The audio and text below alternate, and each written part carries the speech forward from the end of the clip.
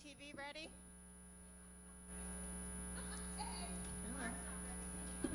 Well, 6:01.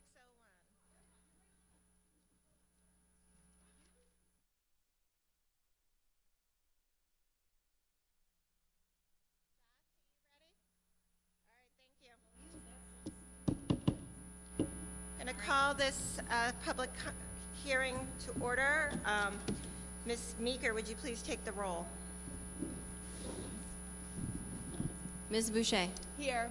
Ms. Campbell. Here. Ms. Hastings. Here. Ms. Higgins. Here. Mr. Richards. Here. Ms. Robinson. Here. Ms. Sadowski. Here. Ms. Walsh. Here. And I am here. We have a quorum. Thank you. Good evening, everyone. Thank you for coming out on this frigid evening.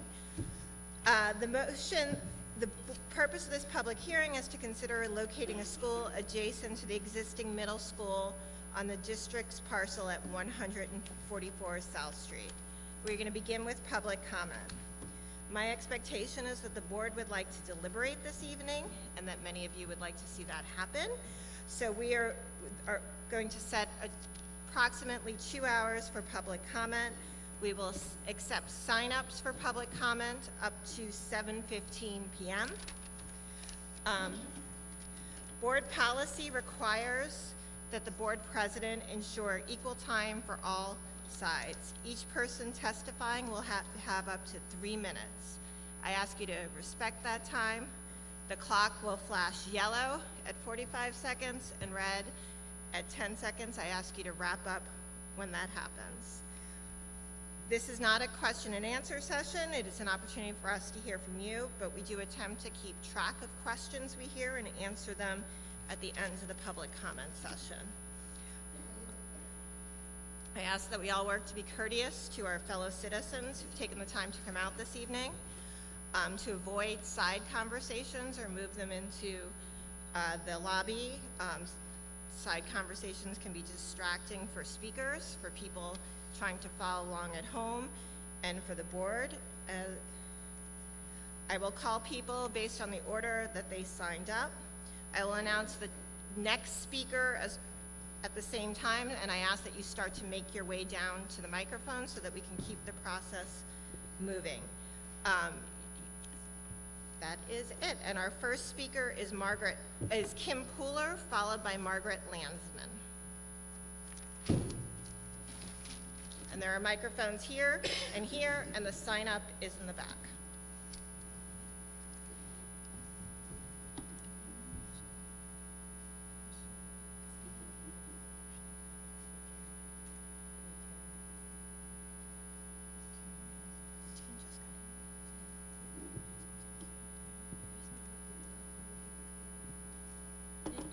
Is this all right? Yes. Okay. Yes. Oh, I'm sorry. Do you mind if I just cut in real quick? This is Kara. Hi. Before we begin, I just wanted to also make a quick comment that I know we have a lot of passion in the room for our views, but I want to remind everybody the questions that we're looking to answer tonight have to do with the site as well as the potential for a referendum or future election. So if you have input on those specific questions, I'd love to hear it. In addition to whatever point that maybe you've made in the past, these are new questions that we're trying to answer tonight. So please just keep that in mind. Thank you. Ms. Pooler?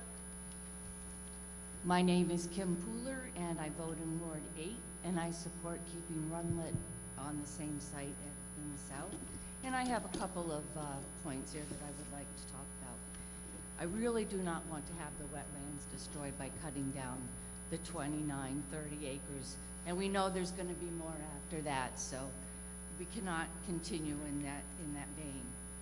There's a lot of infrastructure that needs to be done on Portsmouth Street, and the safety is a big issue. And I used to live on Portsmouth Street, and my son did get hit by a car on Portsmouth Street, and that was 30, 40 years ago. And you know it's gotten a lot worse now. So. And that was all I wanted to say. Thanks. Thank you. Margaret Landsman, followed by James Meineke. And if I can't read your handwriting, I apologize. Silk Farm Road. Oh, yikes. very tall. Okay, I'll just hold it. My name's Margaret Landsman. Some of you may know me, and I really appreciate your allowing us this opportunity and to put it in a place like this, because this is great. It gives everyone a chance. I happen to live in Ward 7, obviously the South End, and I have 3 now grown children who went through the public schools, including Runlet. You know, sometimes I feel like every time I feel like we're making progress, for me that means building at Runlet, I hear something. I hear another thing thrown out. And what I heard today from one of your board members is that the kids at South Street, were it built there, would have to be in portable classrooms. And I don't know if that's true or not, but I want to share with you something about my own background. When I was in 3rd grade, I know that seems like a long, long time ago, and when I say these years, you're not going to, I can't believe it, let me put it that way. 1962 to 1963 in Cincinnati, Ohio, I spent the entire school year in a portable classroom, which was not called a portable classroom, it was called a trailer.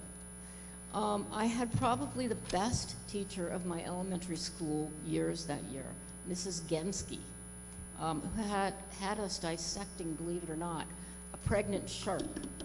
And she was very innovative, and it was amazing, and I don't think I had any idea that I was in a portable classroom. It seemed like any other classroom I'd been in the regular building. Obviously, it didn't hurt me or my siblings, who were also in that portable classroom. We all graduated from college. 3 of the 4 of us got graduate degrees.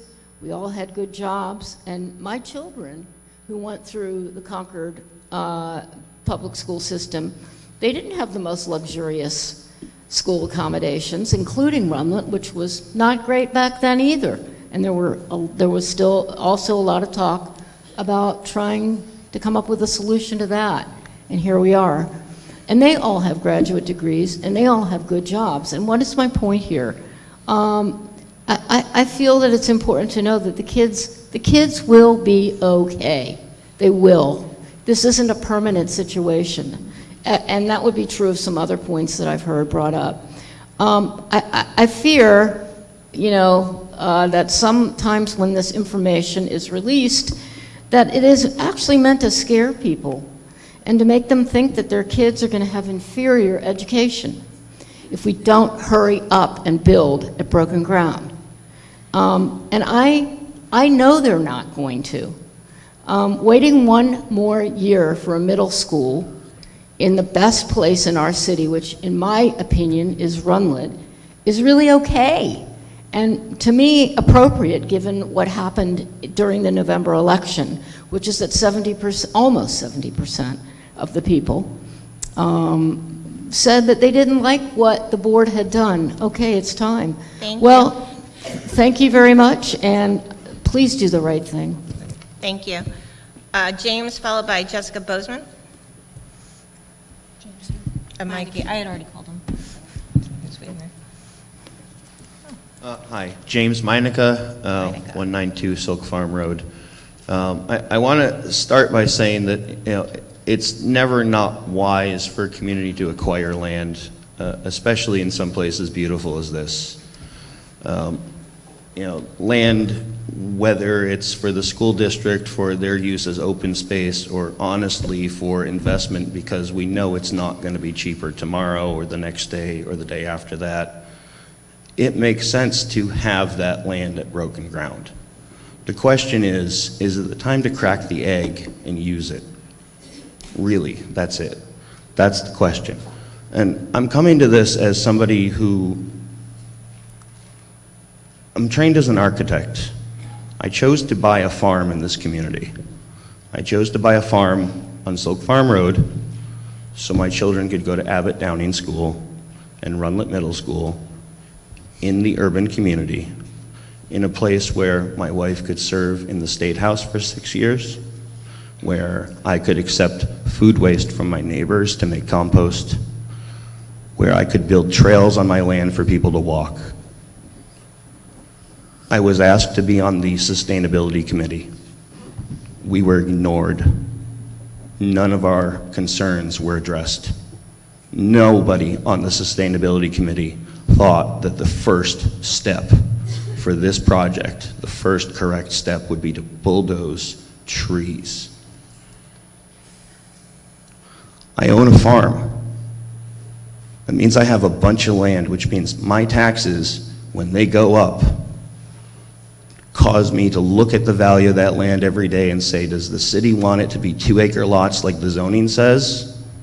Or do I need to keep it as open space so I can still be next to 5,000 acres of open space? I don't want to sell. I don't want to cut up my land. I don't want to see you do the same thing here. And anything that doesn't rebuild at Runlet, anything, is not the sensible solution for this community, and you've seen it from the response. And I know the people at HMFH, they're good people. Give them a chance to redesign it. Give them the time to make this fit our needs, please. My twins, who are 7 in 2nd grade, are in the middle of this. Wherever it happens, whatever temporary classrooms, whatever, and their 4-year-old sister's not far behind. Thank you. Thank you. Jessica Bozeman, followed by Kevin Below, Broadway. Good evening. Thank you for giving us the opportunity to speak. I'm Jessica Bozeman. I've been teaching in the Concord School District for 19 years, the last 9 at Runlet. I'm also a Concord resident, and my son is in the school district. The need for a new middle school is critical. I don't need to take up time listing the reasons why. You've heard them, and if you've been in Runlet recently, you've probably seen them. We need a new building that meets the needs of a 21st century learning. And we don't need it today, and we didn't need it 9 years ago when I started teaching, and we didn't need it 21 years ago or 26 years ago when my colleagues started teaching. We needed it quite a while ago. And I know and I appreciate that you're in a really tough position. It's hard to make everyone happy, so I recognize that. But that acknowledged, I think choosing an option that gets us a new middle school that meets 21st century learning needs and the accessibility of all students is really important. So I implore you to think about choosing the option that moves ahead with the BGS site, which also happens to be very cost effective. Thank you for your time. Thank you. Kevin, followed by Elaine Duclos.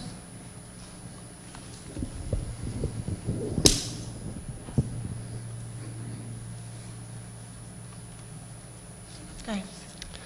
Good evening. My name is Kevin Belleville, and I live in Ward 7, father to a first grader at Abbott Downing and vice president for the Abbott Downing PTO, if that matters in any way. There are some good people on our board, the school board. Liz, Kara, the couple times we have had the pleasure of interacting at school and community events has been nothing but a delight. Barb, we have both been supporters of children's theater for more than a decade, and I can only say that my respect for you over the past few months have only grown as you tried to give the community what they are asking for. But, of course, there's always a but. The board as a whole has failed us, failed our children and our parents and the taxpayers of Concord. I've not followed this project for 8+ years that the school board has been working on it. It has truly come only onto my radar in the past 18 months. So I like to think I have a fresh perspective. And here's what I have observed. Miscommunication, misinformation, and a lack of trust on all sides. Nobody is unblemished in this battle, and that is what I have felt this has devolved to, a battle. You 9 on the school board are supposed to be better and do better. Anyone with a Facebook agenda can share it, but you are not supposed to have an agenda. You're meant to represent us and our children. The reports handed out last week, in my opinion, were skewed towards keeping the project at broken ground site. The cost at Runlet seemed a bit bloated, and there seemed to be misinformation about the broken ground site. And for example, I have not seen one solid number on the increase of number of buses or bus drivers that may be needed for the next 5 to 6 decades. I'm sure that cost will outweigh the $8 million difference. Another aspect to the pro-broken ground board members just won't give up the disruption that construction will cause the children. The children will be inconvenienced for a couple of years. The current makeup of the city has far more students being able to walk to the middle school. What about the decades of additional time on school buses? That seems like a longer inconvenience for the children. I'll skip that part. Lastly, I speak to everyone here tonight. Please state exactly what you want. And I would like to say I am pro-Runlet without a vote. Thank you. Thank you. Again, please, let's keep the meeting moving. Elaine Duclos, followed by Sherry Warburton. Again, if you'd like to speak, there is sign up in the back. Hi. I live at 3 Broken Ground Drive. I know very well, too well, the impact that 2 schools, not 3, has on the traffic in that entire neighborhood. It's a nightmare. If you lived in that area and wanted on a daily basis to get out of Broken Ground Drive, which is a very short street, there are 20 houses, you would sit at that stop sign that intersects East Side Drive at 8 o'clock, no, at 7:15 until 7:45, you would sit there for 20 minutes trying to get out. That's 2 schools. I am absolutely, positively convinced that this middle school should be exactly where it is now. When the vote was taken in December of '23 regarding the middle school, the decision to build it at Broken Ground site was made by 6 people, 6 members. Some of you are still here, some are gone. It was not unanimous. There were 3 who voted no. 6 people made a decision for the entire community. Then we had a vote in November of '24. The people of Concord, 70% of whom voted not to have the school at Broken Ground. That's a referendum. That is not 6 people making a decision for the community. That's the community making a decision for itself. I am so tired and fed up with those of you on the board who continue to be obstinate in your decision to move on with the Broken Ground site without being open-minded to the considerations of the people of Concord. It's not what they've been saying.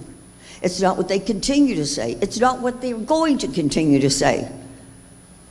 If you think for one reason, any reason, that you should not take a vote tonight to build at the Runlet site, you're going to continue to face meetings just like this with more and more and more people. I've not heard much, if any, discussion regarding the use of, or the keeping of the gym, the multipurpose room, and possibly the cafeteria. My house is 47 years old, which by New Hampshire standards is practically a new house. The reason it's not falling apart, the reason I'm not going to tear it down, is because I've done continued maintenance and repairs when necessary. I see no reason at all to tear down parts of Runlet that are 35 years old. That is a waste of, I've been in Concord for 50 years. That is a waste of the money I've already spent. And I don't care if that thing is flashing red. Actually, thank you for your testimony, I'm going ma'am. to finish my sentence. Ma'am, please, I'm if going to everyone finish my does that. sentence. Everyone will have a turn. We've got But to stay here till midnight. no, We will. Ma'am, This the school should be responsibility. built at Runlet, at the site where it currently is. There should be consideration given to keeping the parts of the building that are good and usable. Thank you for your testimony. That are Thank you. not even as old as Broken Ground School. Thank you, ma'am. Thank you. Sherry Warburton, followed by Meredith Peters.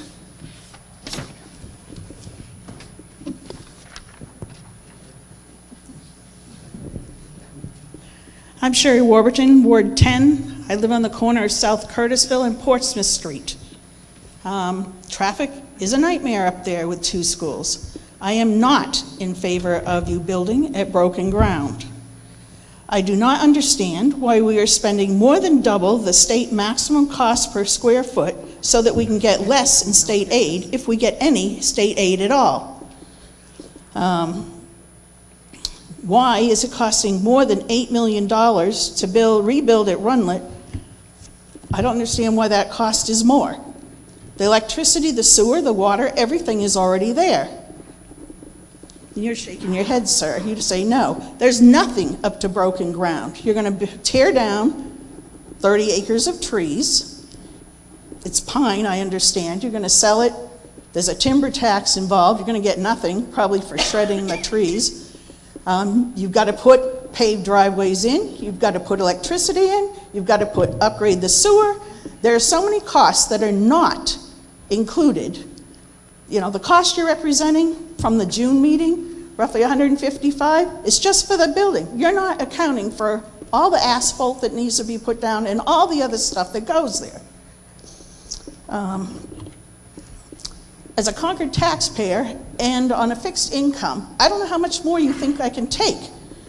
We have upgrades to Memorial Field, which I understand you've entered in some kind of agreement with the Concord City Council, or going to, about sharing that cost. We have a $44 million approximately police station, an $8 to $10 million Beaver Meadow upgrade, Memorial Field upgrades, and I hear that the Concord Regional Tech Center needs more room. Why don't you, instead of building a new school,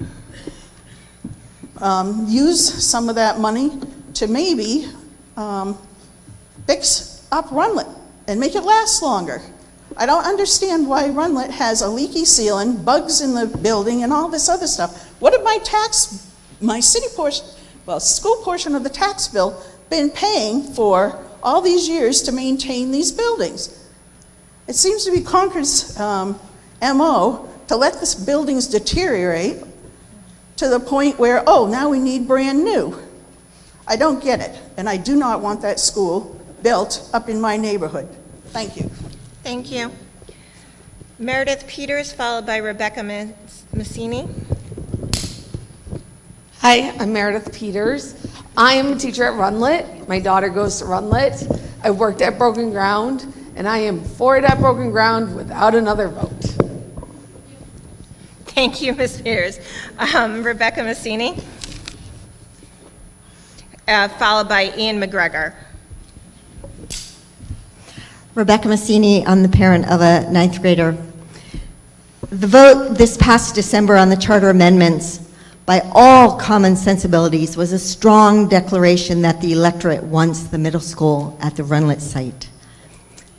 2 school board members that I know of mentioned that they have heard from a few who voted yes on the amendments only because they wanted to give citizens the opportunity to vote on a big decision like moving a school. Yet, voting yes on the charter amendments enabled the best chance to keep the middle school at Runlet. Voting no on the charter amendments was definitely a vote to place the middle school at broken ground. So in essence, the people have voted. Most, if not all of those who have spoken at school board meetings this past year who support keeping the school at Runlet voted yes on the charter amendments. Citizens who have spoken at school board meetings who want to support the school board's decision from December 2023 to move the school to broken ground voted no on the charter amendments. The district sent out a notice for this evening's gathering, and 3 options were noted.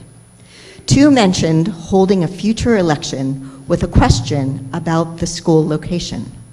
The 3rd option said the school board could take a vote this month to move the middle school project to Runlet. Please support the 3rd option, which is what the majority want.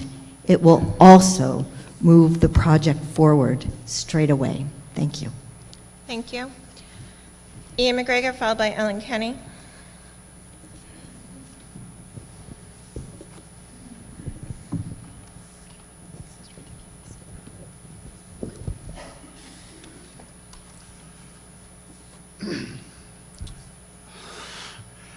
Thank you for having this meeting tonight, and thank you for listening to and reading everyone's testimony. My name is Ian McGregor. I'm a resident of Ward 7, and I'm a parent of 2 children. Last week, I was here to advocate for a public vote, and I was surprised to see that I was the only one who spoke in favor of that option. But the discussion of the members of the board after public comment last week was constructive, insightful, and persuasive. Your deliberation caused me to change my mind. I realized that we've had 2 public votes since the decision to build at broken ground. First, the school board election last November, and second, the charter amendments, which, at the very least, showed that residents of the school district want greater input in school board decisions.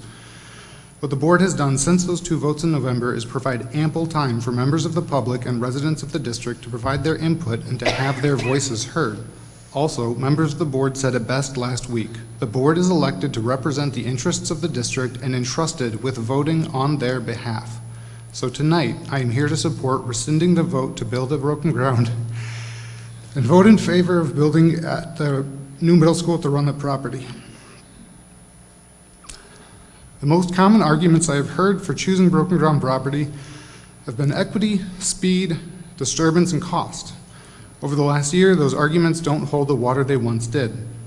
Equity hasn't been discussed since a group of students and administrators and volunteers walked the 1.5 miles from broken ground to Loudon and saw how unsafe that walk is. Speed. No time frame was given at the last meeting regarding an opening date for the school built on broken ground if the decision is made tonight to move forward with the original vote. It's reasonable to assume we've lost at least 6 months of project time in the past year with special meetings and greater analysis of the Runlet site. Putting the difference in opening dates between the 2 buildings at only 3 months on the school calendar, spring 29 versus fall of 29. Disturbance. Saying that the students who lived through the pandemic would also have their education disrupted a second time due to construction at Runlet is at best misleading. The youngest students who were the worst affected by the pandemic would have started kindergarten in 2019. Those students will be finishing their freshman year in high school when construction starts at Runlet in the spring of 29.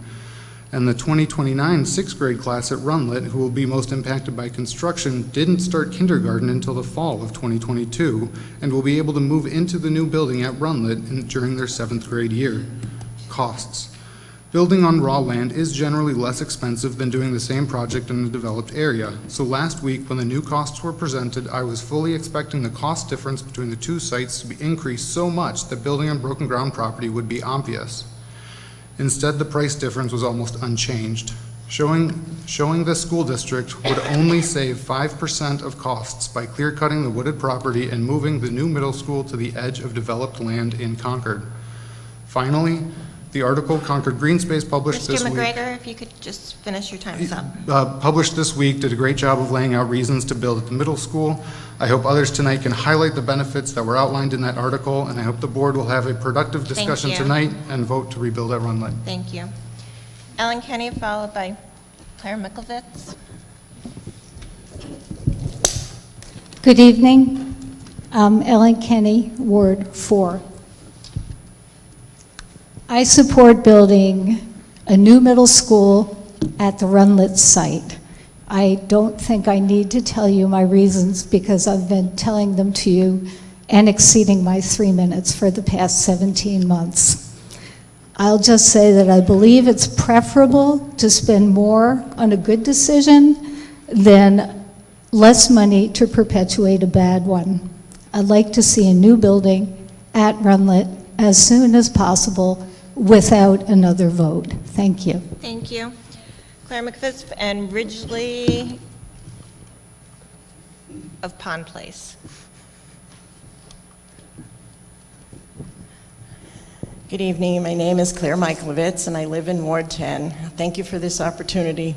I support keeping the Runlet Middle School at its current South Street location, and I'll give you a few reasons why I think it's important. I live on South Curtisville Road. The traffic nightmare and safety concerns there are very apparent. Increased traffic could raise these safety concerns for younger children attending both Broken Ground and especially Millbrook, as well as the fact that there's very little safe walking space in that area.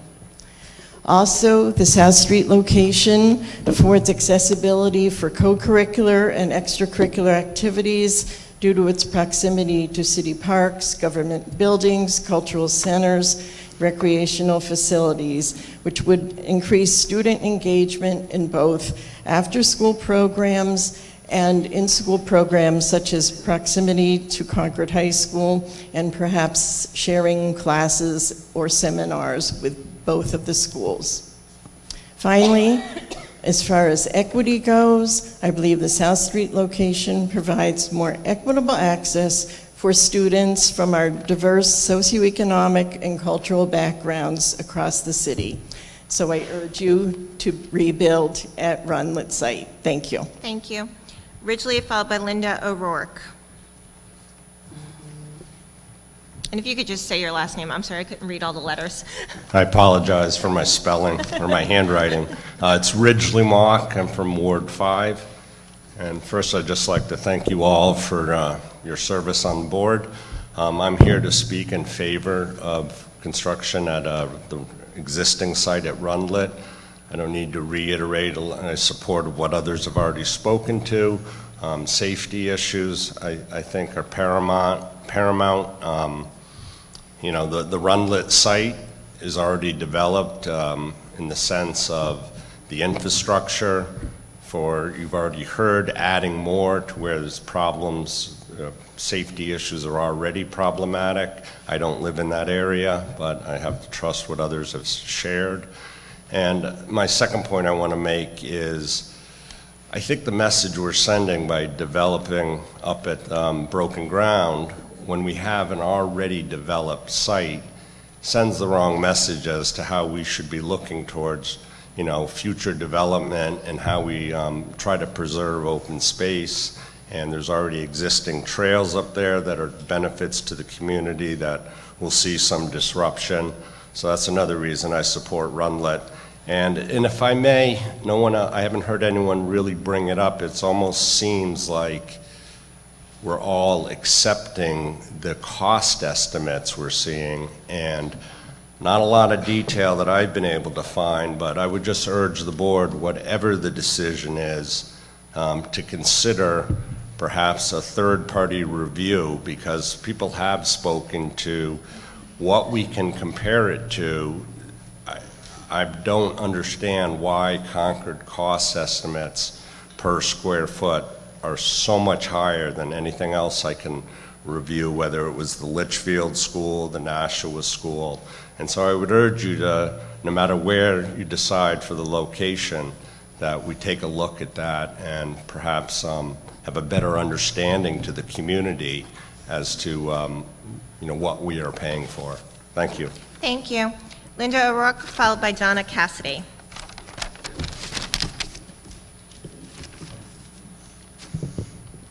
Good evening. I am Linda O'Rourke, and I have been teaching at Runlet for 26 years. Building on the Runlet site would mean denying students a woodland setting in which to learn, a setting that could offer great opportunities for outdoor learning spaces, particularly for science and art teachers. It means limiting the opportunity for growth should there be more than 900 students. 25 years ago, there were 1,200 middle school students. What's to say that 25 years from now, we won't be in the same situation? Building at RMS means years' worth of disruption from construction of a new building, demolition of the old building, and construction of fields. This disruption will impact not only RMS, but Abbott Downing students in regards to noise, but also possibly having to share their outdoor space, as RMS students will not have outdoor space for gym classes or recess for multiple years. There will be students whose entire middle school experience will be impacted by disruptions.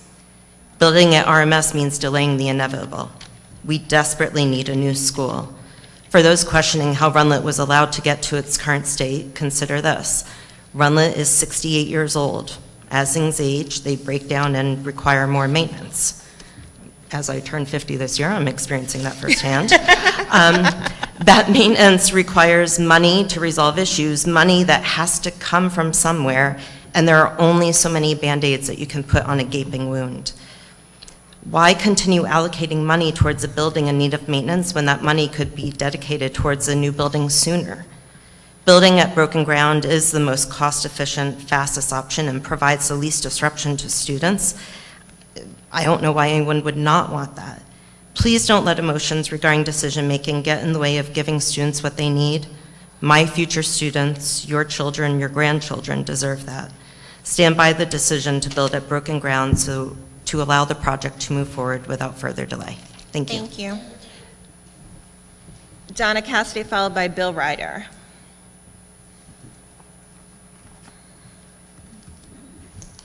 My name is Donna Cassidy. I'm from Ward 10. I'm aware that at the last week's meeting, the architects made a point of giving us a report that listed all the designs, infrastructure, utilities, traffic costs, wildlife assessment, and others, but just at the Runlet property. But at the broken ground property, they only included, in fact, they only said, listed alongside of all of these things I just mentioned, included. I'm assuming it's included in the total cost, but I don't really know. I have no idea about forestry costs to demolish 29 acres, site preparation, pump station costs, new school buses, which I am told will be needed because of the increase in transportation students, two of which I just heard are electric buses. That probably costs a little bit more, I don't know. Roadworks, sidewalks, and who knows what else. We were told it will cost more to build at Runlet than at the broken ground site. Next to the Runlet sits an elementary school, which was built while students were in the old building. And somehow, they survived, and they even flourished, according to parents that I've spoken to. Please listen to the 67% of residents who voted yes to the charter amendments, because we all care about the students. We want to proceed as quickly as possible. No more stalling. This has been going on since 2016, or maybe before, I don't know. We want to build a new school at the South Street location, Runlet site, and not in the beautiful forest behind Broken Ground School. Thank you for listening. Thank you. Bill Ryder, followed by Joe Scroggins. Hello, good evening. My name is Bill Ryder, and I live at 12 Blevins Drive, which is in Ward 7. I've had 3 kids go through the Concord school system, and they're all successful, and I'm beyond grateful for all the teachers and the school board over the years. 3 points. One is to really thank you all for opening access tonight so that the public could speak by moving the meeting to this venue. It's really nice to be here in the Concord High.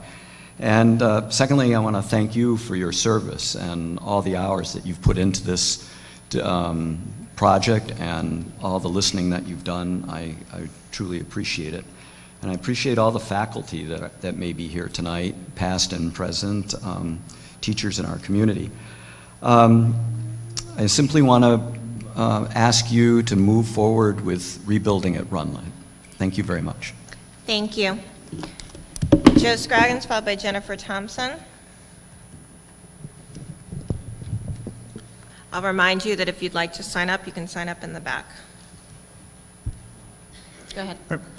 Hi, I'm Joe Scroggins. I'm a successful product of education during a construction project. I have 7th and 4th graders in the school district currently who would be impacted by construction at Runlet Middle School. The community sent a pretty clear message when they voted to strip the board of its full relocation authority. It was a direct response to the previous board ignoring their voice. Let's not repeat that mistake. Their endless debate about location is a distraction from what truly matters: education. Our students deserve better than being sidelined by failed decisions like attempting to build at broken ground. Now that it's clear that costs are within 5% of each other, and the timeline to build is nearly identical, there's no advantage to building at broken ground, as has previously been promised. The justification has just proved to be nothing more than an errant claim. Rebuild at Runlet where it stands in any format that financially fits the taxpayer's budget, set the cost per square foot similar to other projects roughly half of current plans, none of which are going to require a vote and more lengthy delays. Let's listen to the community, align with priorities, and refocus to the core purpose of this board, which is ensuring every child has access to the best possible education. Enough with distractions. Our students and teachers can't afford it. Let's rebuild at Runlet. Thank you. Jennifer Thompson, followed by Eric Delea, Broadway. My name is Jennifer Thompson, and I'm a parent of a third grade student at Krista McAuliffe School, and I live in Ward 5. I want to first thank the board for all of your time and dedication you've put into this process over the last several years. While I certainly recognize the concerns of not taxing people out of their homes, I also know the importance of a safe and appropriate environment for our students to receive their middle school education, and for our educators to adequately educate in that environment. Our students and educators have been in an unsafe and poor learning environment for far too long, and have heard the school board and community talk about this new middle school for well over 7 years now. It'll most likely be at least a decade from when the conversation started about a new middle school project to when we see a shovel in the ground. While our architects and general contractors have provided the documentation to support that the broken ground school site is less expensive and can be completed in a shorter amount of time, it is evident that no matter how many facts and figures you provide, the public will not support a building at the broken ground site. Their decision was made in December of 2023 and again in November 2024. And to be transparent, I was against the broken ground site, but I also did not support the amendments. Waiting to hold a vote in June or November will not only further delay this process, but will most likely yield the same public opinion: rebuild at Runlet. I ask the board tonight that you consider rebuilding a new school at Runlet without a public vote. It is ultimately what is best to get our students and educators into a school sooner, and will hopefully put an end to this merry-go-round of a conversation regarding where to put a new middle school. Thank you. Eric, followed by Samaya. I got it right. Can I just say before you start, I apologize for my timer. As a retired teacher, I should be able to do this better than I'm able to do it. But it's been a while, and I'm struggling with it, so thank you. We've got it timed in 3 different places, so we're trying to make it fair for everyone. Thank you for your patience. Thank you. It's just the pressure. Sure. Go ahead. Eric DeLay, Broadway. Thank you, board members, for your work and your dedication. I voted yes on 1 and no on 2. I really didn't want to judge the autonomy of the board, but also saw that we were sending a message about the location of the Runlet School. Representing a young family, my kids are 3 and 7. We support a decision to build at the Runlet as soon as possible, with or without a vote. I'd like to throw out an idea that perhaps if space and money need to be saved, you know, my wife has taught in multiple buildings, never with a dedicated theater. That seems like something that could be optional, and that's spoken from somebody whose daughter absolutely wants to continue to be on Broadway for the rest of her life. Also, you know, the land that the board owns out in the east side would make a great place to expand should we need preschool or regional technical center. That's a huge asset. I'm also no fan of fossil fuels, but I don't know if a conventional gas heating system would save either money or time. And both options, everything's sort of been assumed that we would do geothermal, which is awesome if it's economical, but just basically willing to compromise. So yeah, it's really important to us the location be where it is. Walkability and bikeability is fundamental to the character of Concord, and it's why we live here. Thanks. Thank you. Samaya, followed by Mary Blaisdell.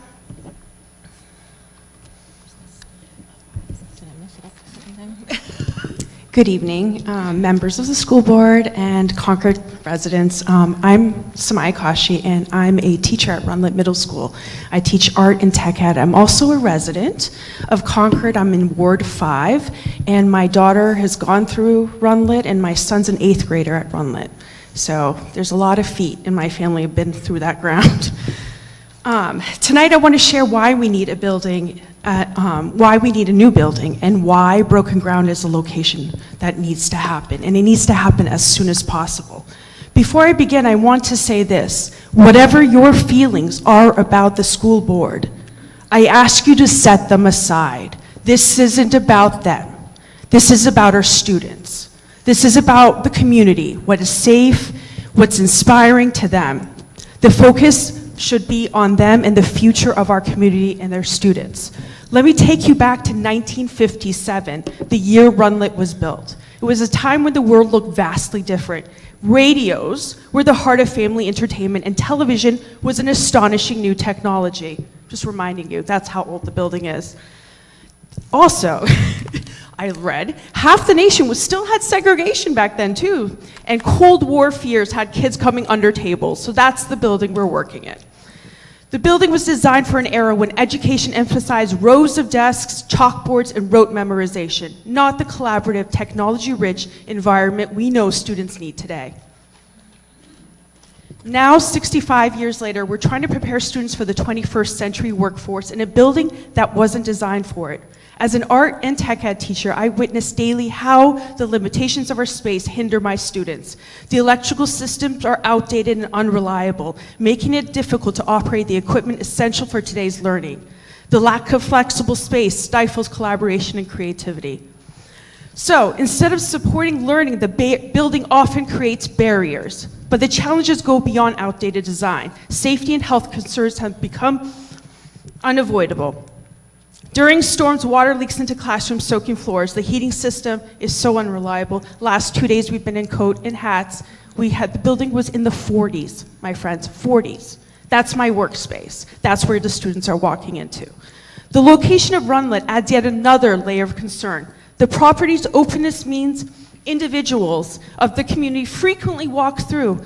People we don't know, just walking through children playing, walking through children at recess, creating, and then I come to think, wow, so you want to add construction crews, more vehicles, equipments, more people we don't know, additional safety risks. Not only will students lose outdoor space for recess and gym for at least a year, if not longer, parking Thank you. already limited. Your time is up. I appreciate you coming to testify. Mary Blaisdell, followed by Amy Schaefer.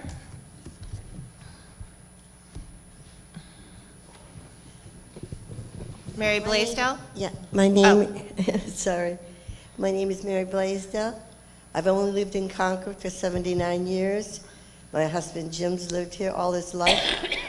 And our 4 children are the 5th generation going through the Concord school system, starting with Eastman School, where their great-grandmother attended, and there was never a lack for education for them. And they went on to all go through college. It's not about the building, the bricks and the mortar. It's about the educators, the teachers, and I'm afraid we're going to be faced with maybe laying off educators, as happened in other towns and cities, because of the expense of the bricks and mortars. Did the cost of Runlet versus the East Concord go out to bid, or is the same firm giving us the cost for both?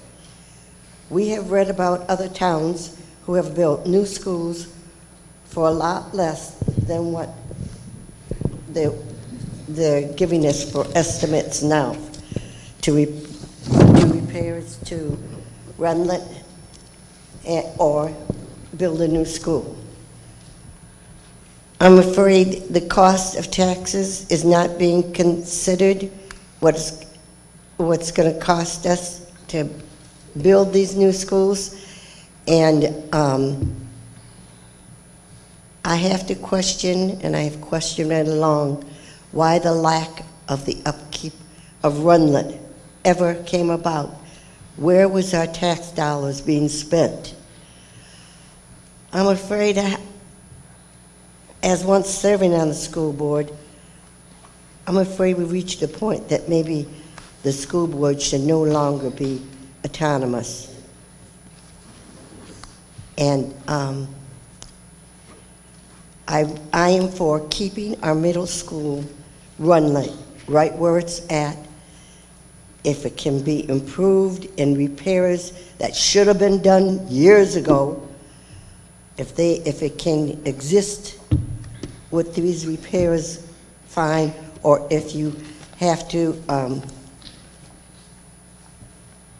build a new middle school, I am for keeping it in Concord where Runlet is. Thank you. Amy Schaefer, followed by Michelle Rupp. Are you Michelle? I'm Amy Schaffner. Oh, yeah. okay, Schaffner. So, that's good an evening. N. I'm Amy Schaffner. I am a teacher at Runlet Middle School. This is my 11th year teaching there. When I first started, I requested some room repairs, during which I learned that the pipes for the sinks in my science classroom are lead. We all found out a few years ago that that was greatly impacting the water that's delivered to that room. A few years later, large downpours would result in drips coming down from my ceiling over my desk. As a solution, I got another garbage can to catch the rainwater. Somehow that stopped.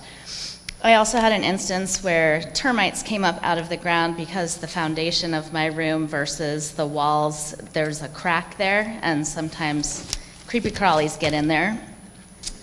I've been on 2 of the committees with the architectural firms during my tenure at Runlet to brainstorm a new building design. I went through the hope of the YMC collaboration, the Clinton Street location, and now I was very hopeful when the board decided to go ahead with the Broken Ground location. But at this point, and after birds flying in my room last year and floods happening, and I have to wear my coat all day, every day while I'm teaching, I just need a new school. So I guess the most important thing to me is no vote, because that puts things off at least another year. Broken Ground, as a science teacher, I would love to have the opportunity to use the outdoor spaces and to talk to students about sustainability and the ecology and geology of where they live, but I just want a new school. So whatever gets me a new school the fastest is what I would like for you to do. Thank you. Thank you. Michelle, followed by Andrew Gould.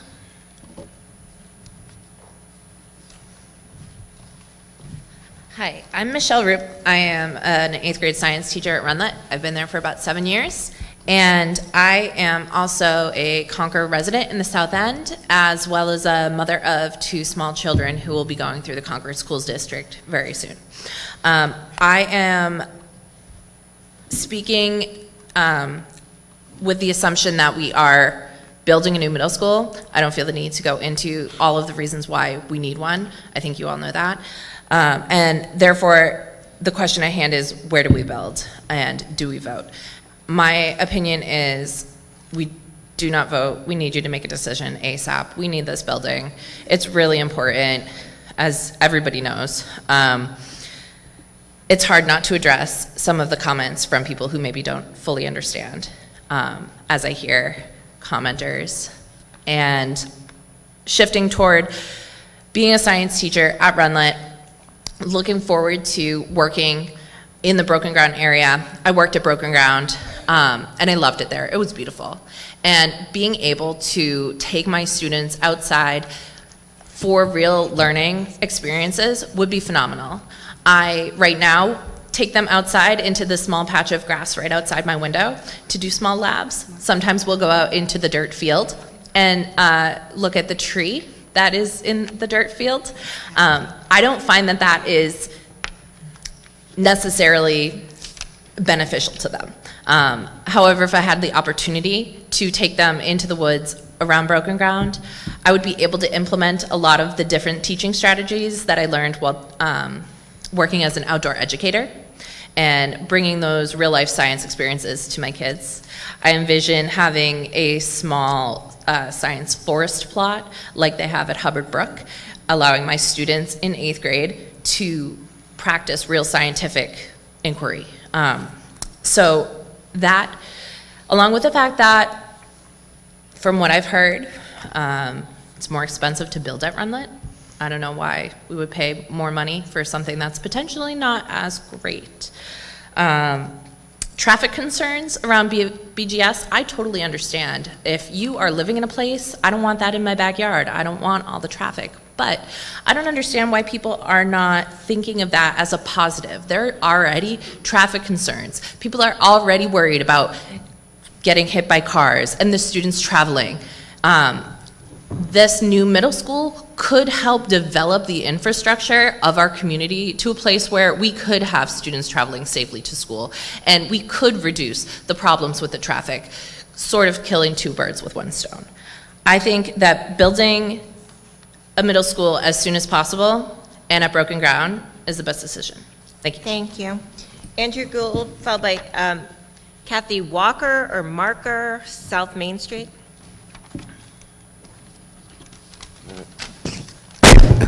Good evening. Good evening. Andrew Gould, Ward 7. So I just have a few key points I want to bring up here. Some have been said, some of them haven't. It's working. Sorry about that. Not anymore. There you go. You're good. All right. So I have a 3rd grade son who may or may not see this new middle school that we're discussing, but I'm okay with this. It's more important to see the big picture and the long-term goal of doing the right thing for the city of Concord and the residents. Concord has a vibrant cycling community, and the number of cyclists and kids getting on bikes these days is just getting more and more and more.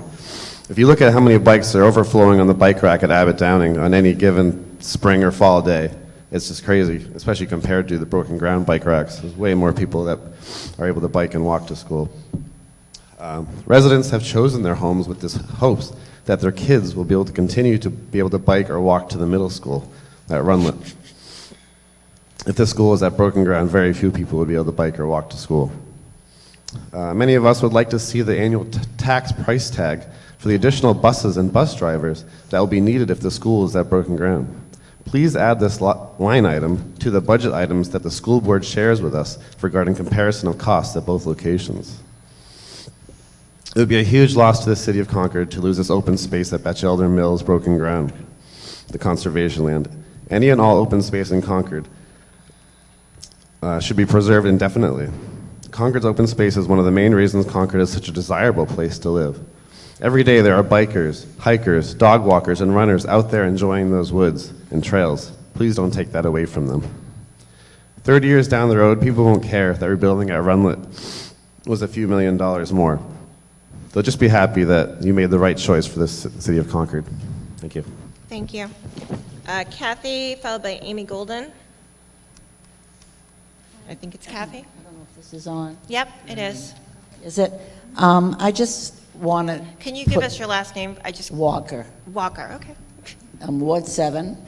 Yep, thank you. I've been at this address for 62 years. Our children all went to Runlet.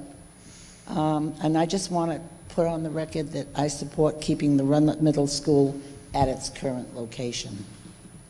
Thank you. Thank you. Amy Golden, followed by Deborah Samaha. Okay, thank you, Deborah Samaha, followed by Mike Hoffman. My name is Deborah Samaha. I'm a resident and taxpayer in Concord for over 45 years. I live in Ward 7. As someone who worked diligently in years past to bring safe routes to school to Concord, I highly value neighborhood schools, walkability, biking, and the health benefits that are well documented in the literature related to children and community health. The fact that Rollins Park, Martin Field, Memorial Field, Concord High School, Abbott Downing School, and the downtown are all within walking and biking distance of Runlet should mean something to us as the adults in this equation. Additionally, when the decision to move to broken ground was originally decided upon a year ago in December by the school board, they quoted a cost difference as a major factor in their decision. There was a 5% difference in cost estimates then. As of a week ago, there is now still a cost difference of now 5.1%. Colleagues that are engineers told me that any large project such as this has as much as a 5% margin of error built into the estimate. This 5% difference should never be used as a deciding factor. I do not think that we also need to postpone the decision to vote to a later date. I fully support a new middle school on the Runlet site, and I consider the 5% difference a non-issue. Thank you. Mike Hoffman, followed by Guy Newberry. Good evening, and thanks for the opportunity to comment. My name is Mike Hoffman. My wife and I live in Ward 10, where we've lived for 33 years. We both support the existing South End site for the middle school project and believe it is the quickest and least costly path forward. Regarding the cost comparison, please consider these points. The existing middle school is old and it would be very expensive to fix. If a new school is constructed at the existing site, the old building will be gone and there will be no future costs related to this old building. If a new school is constructed at the broken ground site, the old building will still exist. The school district will have continued liability and costs related to the old building. This is a significant cost difference between the two sites and should be considered when comparing them. When the disposition costs of the old building are fully considered, the broken ground option becomes more expensive due to the millions of dollars to repurpose the old building. In addition, there would be ongoing annual operating costs for utilities and maintenance.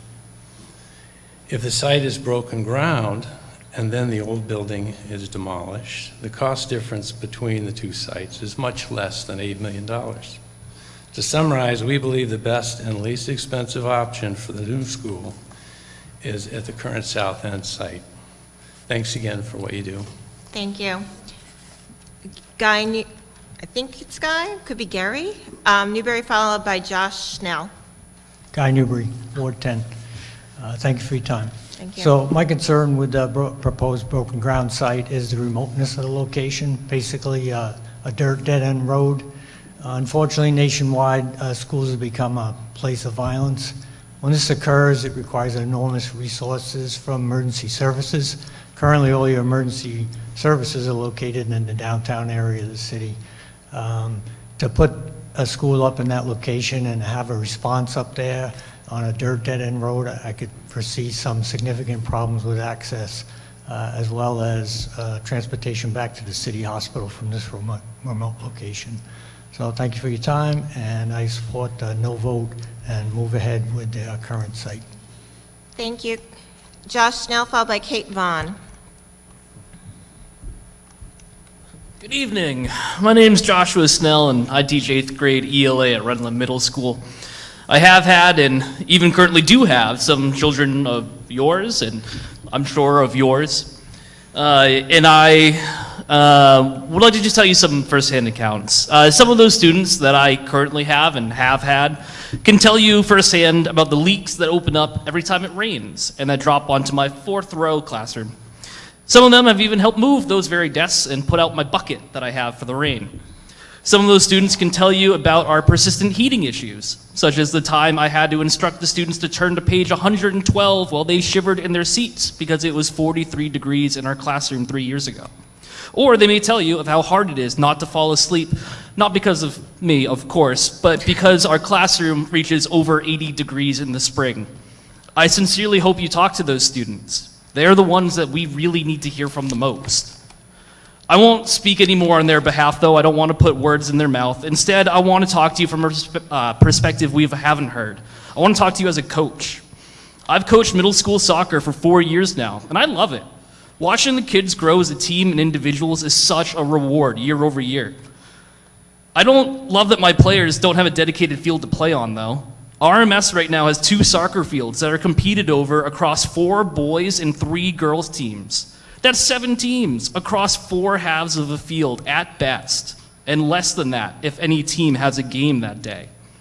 That's when the trouble really starts. You try having 28 middle school soccer players play right next to a field without ever having a ball cross onto that other one. It's impossible. Building at RMS means that we won't even have those fields for years to come. It means that for as much as we have been managing to get by, even those options will be taken away. It's not about one team or a small subset of students. The boys' teams last year were made up of just shy of 100 players, and the girls' teams had over 60 themselves.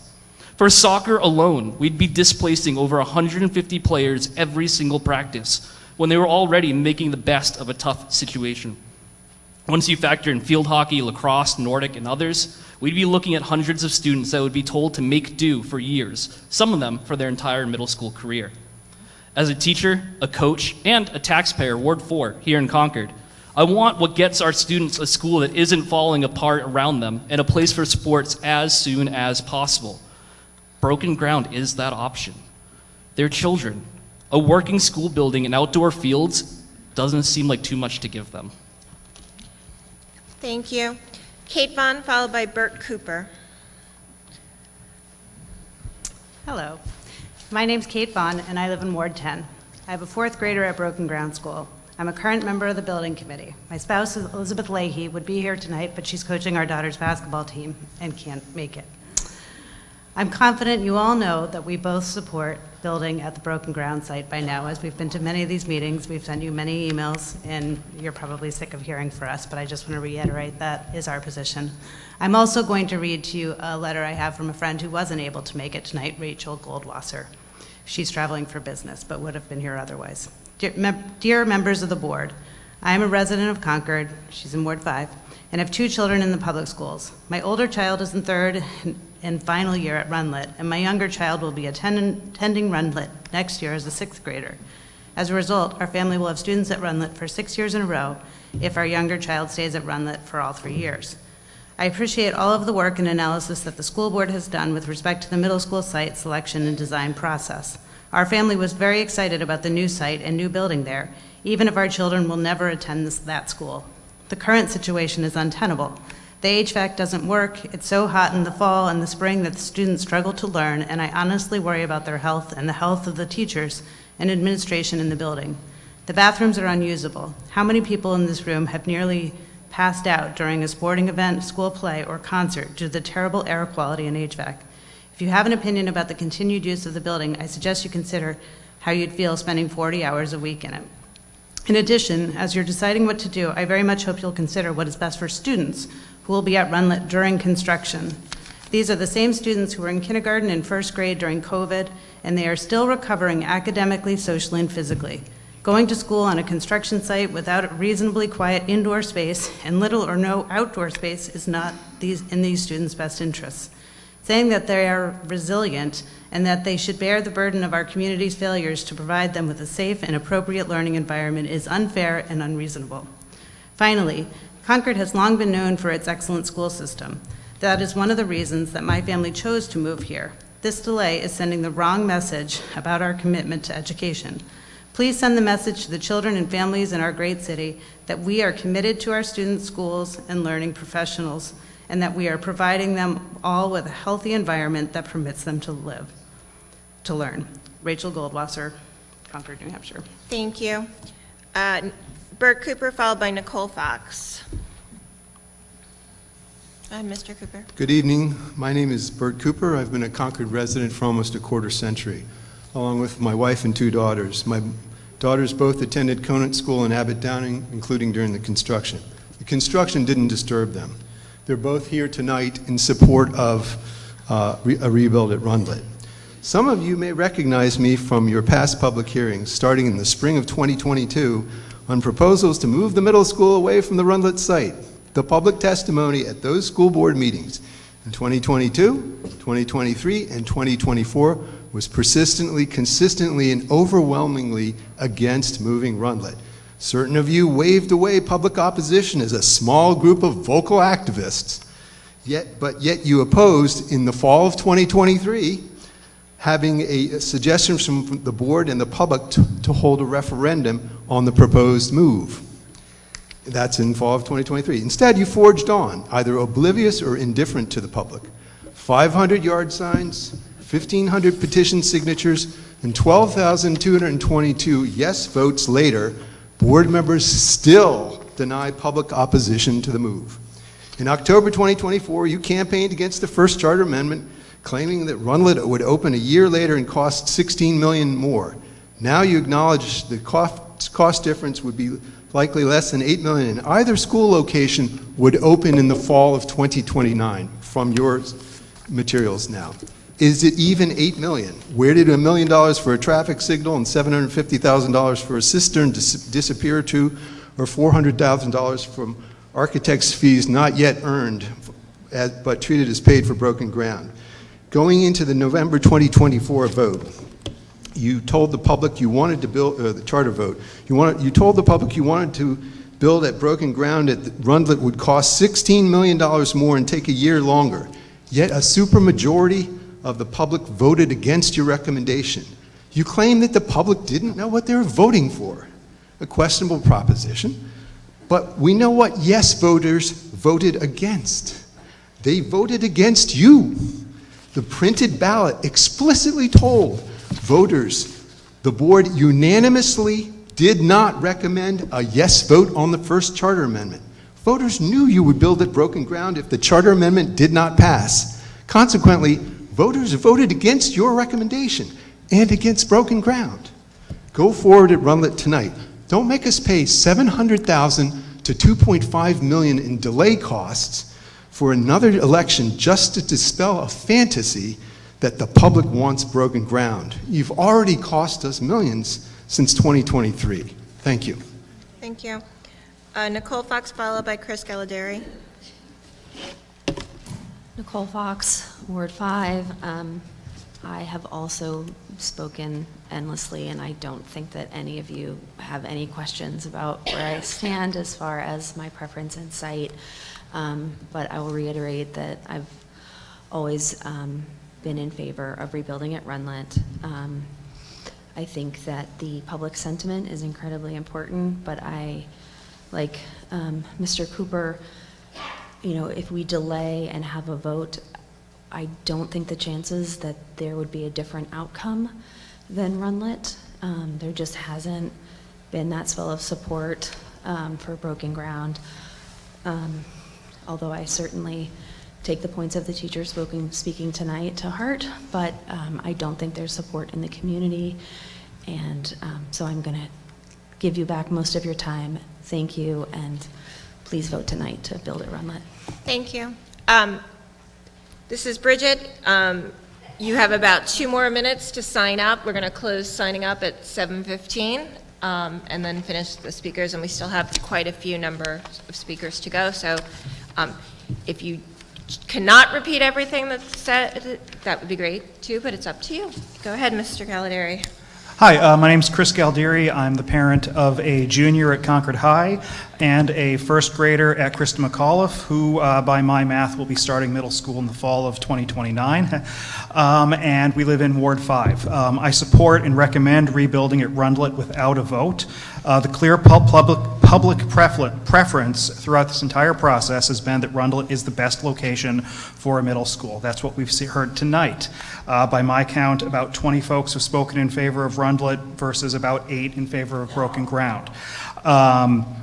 We heard that last week. We heard that last month. We saw that in the charter amendment vote last November. We saw that at the hearings last summer. We saw that at the vote in December of 23. As far as the request for feedback on referendum, again, I remind you that a referendum on broken ground would fail, put us back at square one, and cost months more time, whereas a referendum on Runlet would be unnecessary because it's not a relocation. Ultimately, Runlet is the fastest place to rebuild.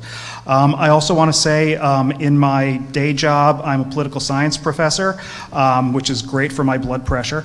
But I've never seen so many elected officials who are so reluctant to do the thing the public so clearly wants them to do. I honestly don't understand it.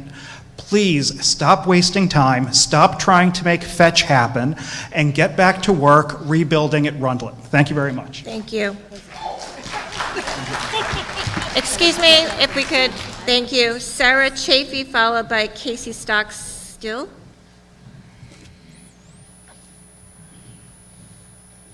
Sarah Chafee. Casey Stockstill. Followed by Andrew.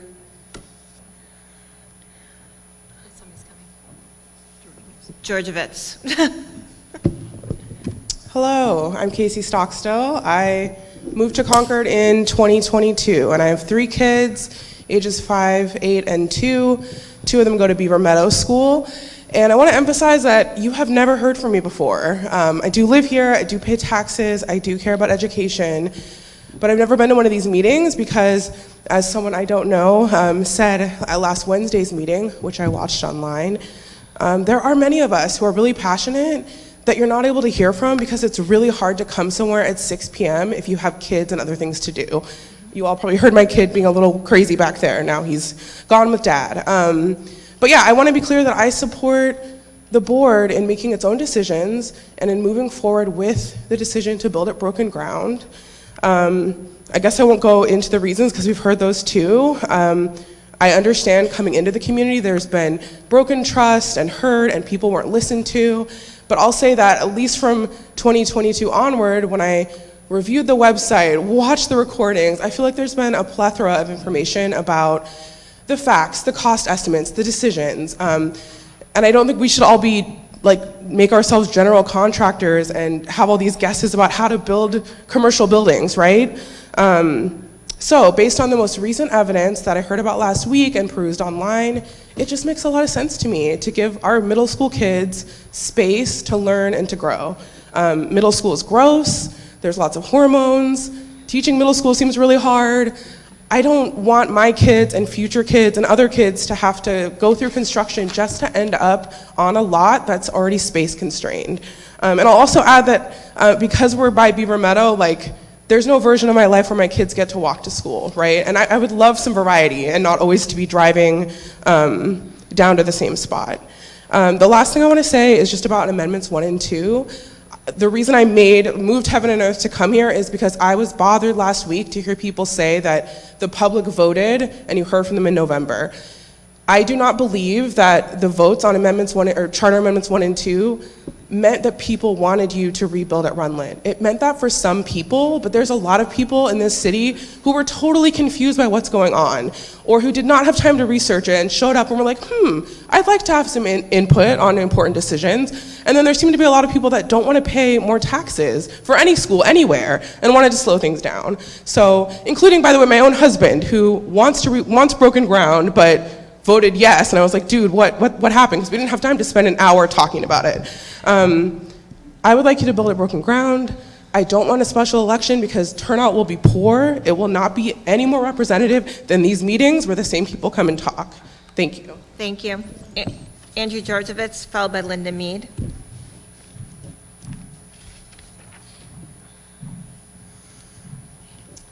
Hello there. Thank you very much for tonight. My name is Andrew Georgievitz, resident of Ward 9, product of Rundlet Middle School. Actually, Mrs. Hastings was an intern when I was in the 3rd grade class a couple days ago. I am for rebuilding at Rundlet. I'm in the construction industry now. I've worked with Harvey before building Salem High School and Woodbury Middle School. Just finished up with Dew Construction, building Wyndham Middle School, and just finished up with Milestone Engineering Construction that just built Allenstown Middle School.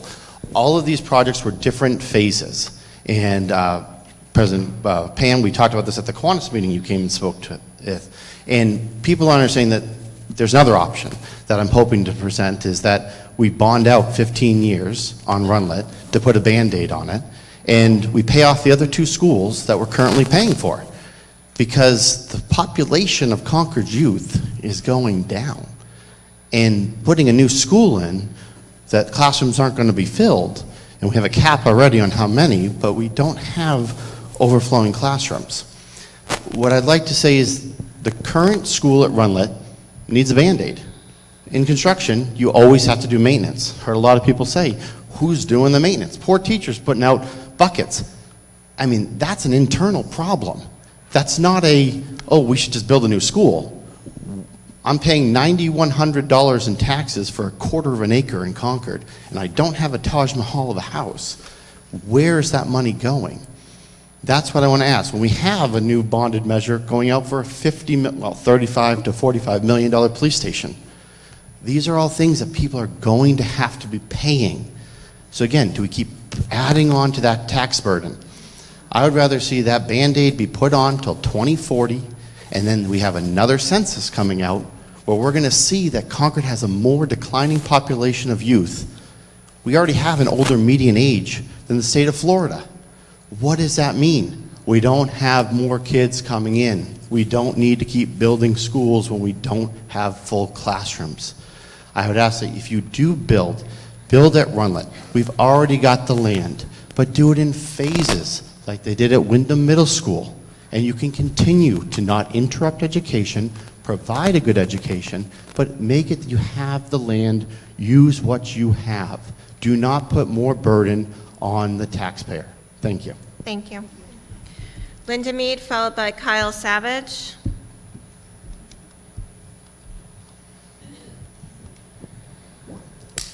Thank you very much. And thanks, everybody, for coming out on this cold night, and same for the board. I appreciate you coming. Believe it or not, I'm not going to say a word. How's that? I'm just going to say thank you for everybody coming out, everybody that's supporting building at Runlet, because that's what I support, and I have been coming to meetings since the beginning of time on this. And I don't have anything to say, but I have to say, I liked what the last gentleman said, but I also like what everybody else said. Keep it at Runlet. Don't do a vote, another vote. That just delays it. Nobody wants any more delay. We want some action. And, you know, look at experts that can guide you, you know, like a taxpayer's owner's manager that can guide this board on how to proceed, how to save money, and do it right. It's not rocket scientists. We're not, none of you are engineers or builders, and I am not either, I admit it. But we can find people that are, and that can guide us through this process and do it right for the people of this city. That's all I have to say. Thank you very much. Thank you. Kyle Savage, followed by Deborah Bruss. Kyle Savage, Concord native, Ward 10. I also want to thank the group for coming out and speaking out about building at Runlet. I support that as well, without a vote. I also want to point out not only Andrew Georgievitz, but also Guy Newberry, who were both subject matter experts who supported building at Runlet. Guy Newberry is, I believe, the former fire chief for the city of Concord, and if the former fire chief is saying it's unsafe to have something built, I would strongly encourage listening to him. We talked a lot about budgets, about it being within a 5% difference. One thing that was on the line item was a $500,000 line item for temporary field usage that has not been confirmed by Parks and Recreation Advisory Committee or the director, David Gill. Nobody has been approached on the field space usage during the school hours or for after-school activities. Another item that was mentioned, it's an interesting topic that can be brought up, is the city improvement plan for Memorial Field renovations. The heartbeat of our sports is in Concord is Memorial Field. That renovation is slated for 3 phases at a total of $28 million. If you were to recycle those funds and they were going to use to down 27 acres broken ground, they could fund that portion of the shared projects with Parks and Recreation in the city. One thing I did also want to mention is that the continued lack of transparency that seems to be happening. I think that a lot of people here are here for the right reasons. I have a tremendous amount of respect for Liz, Jess, Barb, Kara Meeker, and some other people that I don't know who I think are very here for the right reasons. I think other people have other agendas, honestly. And I have fears that the land at Broken Ground will be used for other things in the future. We talked about the shrinking youth population in Concord, but we have a huge amount of people above 55. I'm worried that eventually, because we're already going to destroy, in my opinion, the Broken Ground neighborhood, that perhaps that land will then be sold to other corporations that will build 55-plus communities, and that is some sort of agenda there. So I think sometimes it's not about the kids, which we really should be focusing on. I have a 2-year-old daughter who would be going through the Concord school system, and I truly want her to be at Runlet. So, thank you. Thank you. Hi, I'm Deborah Bruss. And then Crystal Breton after you. Can you hear me? I'm Deborah Bruss, and I'm way up back. Somebody had to bring me the microphone because it's the only place I can sit that's accessible to me. It's been very interesting listening tonight. I've learned a lot, and it seems that the main concerns are over the cost, and no matter which site is chosen. I really appreciate Andrew Georgiavides' experience in the building trades. My husband's done many things running construction companies as an owner rep. And I also appreciate all the explanations by teachers of how horrible it is to live there. I live right behind Runlet's playing fields. I watch cross-country skiers go by. I love it that way. But I am still in favor of staying at Runlet, even if the school's right in my backyard. What I'm asking is for the school board to think outside the box, and which includes looking at the other schools in the state to learn why they were able to build these schools at a much lower rate per square foot than what has been designed for our school district so far. And it could even, and believe it or not, and people will gasp, you will, I even believe that it could start from the beginning, hire an owner rep who has had a lot of experience at this stuff, because there's no way that school boards or the general public can really know what is entailed in designing and choosing a firm to do the building. And the other thing that I've been very concerned about is the transparency of the bidding process.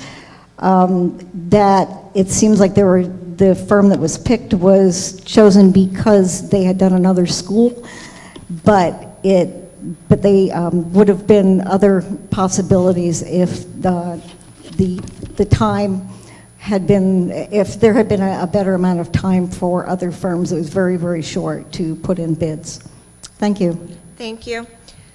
Crystal Breton, followed by Fran Philippi. Hi, good evening. I just wanted to thank you. My name's Crystal Breton. I'm from Ward 10. I physically came to my first meeting last weekend, or last week, and I was largely horrified by some of the behavior I witnessed. I, unlike a lot of people, have been following this since the way back. My kids were babies, so right now I have a first grader, a third grader, a sixth grader, and a seventh grader, so I am in it. I am in Runlet. I'm not sure how many of the people in this room have actually been to Runlet recently, but it's no accident that the teachers who were here are for leaving that site. I live right by the Broken Ground site. I hike those trails, not daily, but weekly. And I think there's a lot of misrepresentation about that land out there and what would happen to it. It's a very small portion of that land that would be used for the school. And there are a lot of very loud people spewing information that isn't correct. And people saying things like, I don't understand where this number comes from, where that number comes from. It's on the website. It's been on the website for years. It's at every meeting. It's in the printed literature from last week. The problem is this demographic that's largely represented here tonight is available for these meetings. It's no accident that this is only my second meeting. I had to move, like that other mother from Broken Ground, the sun and stars to get here tonight because I have 4 kids that need me at home who are sick tonight, but I'm here instead.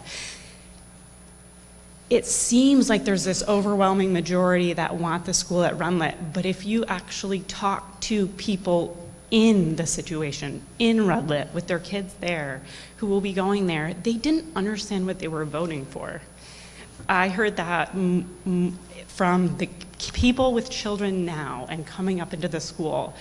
They saw the signs and they saw your little ticket added to the top and said, sure, yeah, I guess I know what that means. A couple people brought that up tonight as well in a different way, that they didn't understand what they were voting for and they would change that. I don't know that a vote would help, but I would beg anybody in my situation with children who can stand to put the time into it to do the amount of work that the people vastly here have. We're all so busy. I get that, but Thank you, Ms. Breton. I'm sorry. I appreciate you coming to speak tonight. Fran Philippi, followed by Stephen Michalitz.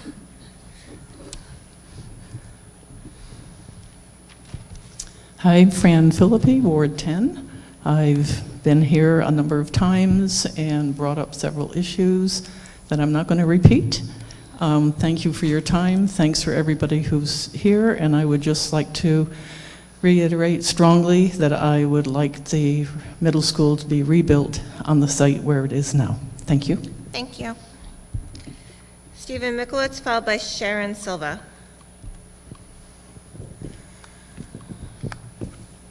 Steve Michaelovitz, Ward 10. This special school board meeting tonight could be instrumental in focusing the course of public education in Concord for generations to come. I also urge you to do the right thing. Vote to keep our middle school on its current site. You were elected to your office to assess the will of your constituents with respect to your proposals, and then vote in concert with that will. That's what a representative democracy is all about. Your individual judgments and opinions must be subservient to the will of your constituents as objectively determined. I remain hopeful and trust that you will do the right thing. Thank you. Thank you. Sharon Silva, and then Jillian Andrew Dubois. Hi, I'm Sharon Silva. I live on East Side Drive, Ward 10. And I've said at prior meetings that I'm against building the new middle school at Broken Ground. What I am for going with Runlet without that June vote or November vote because it's time to move things along. I did want to mention a little bit more about the study of the area. The congestion in East Concord is, I don't think they looked at it enough in the study that was presented. It didn't mention the impact on the roundabout by exit 16. It did not talk about 393, where it comes in from downtown, what might the impact be there. It didn't mention that on East Side Drive, there's only sidewalk on one side of the street. It's not a very walkable location. It did not mention that on Portsmouth Street, starting at around Cranmore, at the condos, there's no sidewalks at all. That wasn't mentioned. But I just want to also mention that a lot of people are worried about the students if they're rebuilding at Runlet. What's it going to be like for them? And just to give you a couple of scenarios, when I was a kid in third grade through 6th grade, I went to 5 different schools because so much building was going on of schools. I found it to be great. I went to temporary schools with 4 classrooms in old 4-room school buildings. By the time I reached the brand new, what was a junior high school then, I knew so many kids from all over the town I lived in, and we were a happy, happy group. My daughter, I had 3 daughters that went through Runlet and 2 grandchildren. One daughter was at Runlet during what was called the Runlet Satellite Program. It was in, you remember that, 1999 to 2000. It started and it lasted for a total of 3 years.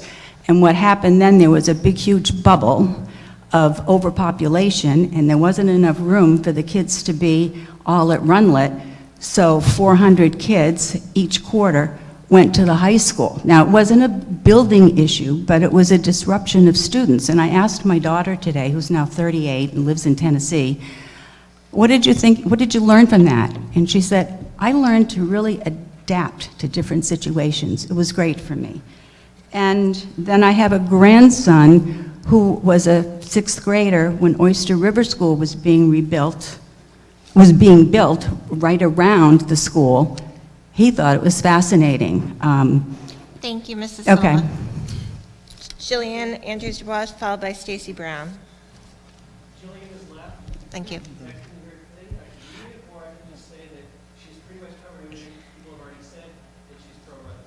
Thank you. You can also have her email her testimony, and we will add it to the public record. Stacy Brown, followed by Gilles Bissonnette. Hi, I'm Stacy Brown. I am the City Council for Ward 5, but I am here as a taxpayer. I support keeping the Runlet Middle School at its current South Street location. This is a proven community investment. The South Street site has already benefited from decades of community investment. No doubt the Blaisdells their taxes have paid for that. Decades of community investment in infrastructure and facilities.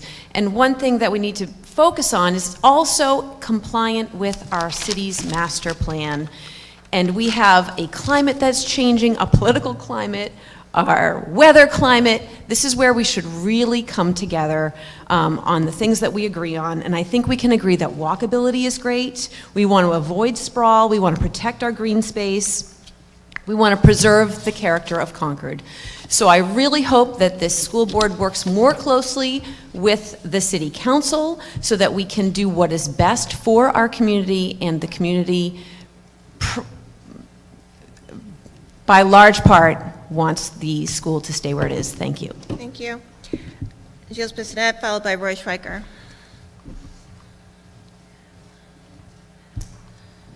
Thank you, members of the board. My name is Gilles Bissonnette. My wife, Reagan, and I have a child that's a 3rd grader at the Krista McCullough School. We live in Ward 5 on School Street. And I want to thank you all for all the time that you put into this. I know there's been some complaints about transparency and listening. From where I stand, you have listened to everyone and have been exhaustive in trying to hear community concerns.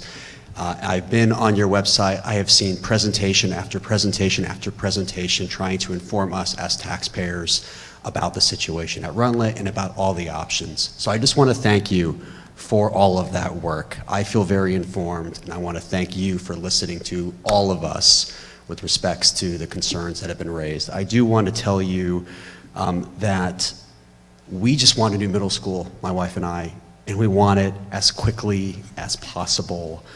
I am worried that a vote will just continue to prolong things indefinitely, but I do think what we need now is a new middle school. If that's Runlet, that's Runlet. But I just think it's so critical that we act fast, because we have known for years that we needed a new middle school. We knew that in 2017, that we needed a new middle school. So I'm very concerned about continuing to kick this can down the road. I think our students right now deserve this community investment in a school. I'm not talking about a Taj Mahal. I'm talking about just a new school for our kids, because they deserve it. My kid is probably going to miss out on this. That's the ropes. That happens. But what I am worried about are the younger students, the 1st graders, the kindergartners, the kids in preschool now who shouldn't have to wait for this decision. So my recommendation and my hope is that you all act as quickly as possible without delay to get a new school for our kids in our community. Thank you. Thank you. Roy Schweiker, followed by Liz, I apologize in advance, Tardingo, North Curtisville Road. Hi, I'm Roy Schweiker, and I'm from Subdistrict A, which means I'm not involved, with either of the, locations. I think the first thing that I find peculiar is no one ever seems to have asked the kids what they think. The people that are coming up, the people that are at Runlet now, the people that are in the high school and maybe went through Runlet, maybe we should ask them, if they have a favor on this and try and, find out what they really think rather than trying to, feed them propaganda before they express their opinions. The second thing is, it occurs to me that if you do choose the Runlet site, then you could dispose of the broken ground site, and that would be part of the, money that you, put into Runlet that you wouldn't have available for broken ground. There are people in this city that want to save every tree, and maybe it should be preserved as conservation land, get a grant or something to pay for it. There's also people in this city that want to cut down every tree in the city and turn it into housing, and I'm sure there'd be a developer that'd be happy to do that. And the good news is, the school board doesn't have to choose between those two, because under Charter Amendment 2, only the voters can determine what happens to it. But, just keep in mind that that's an asset, and it won't be used up if you put this thing at Runlet.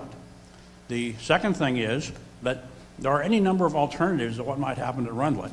And as I see it, each of them has some things. Like last time I heard from somebody that said in 5 years, the whole education establishment will be different. Well, I'm not quite sure why that's true.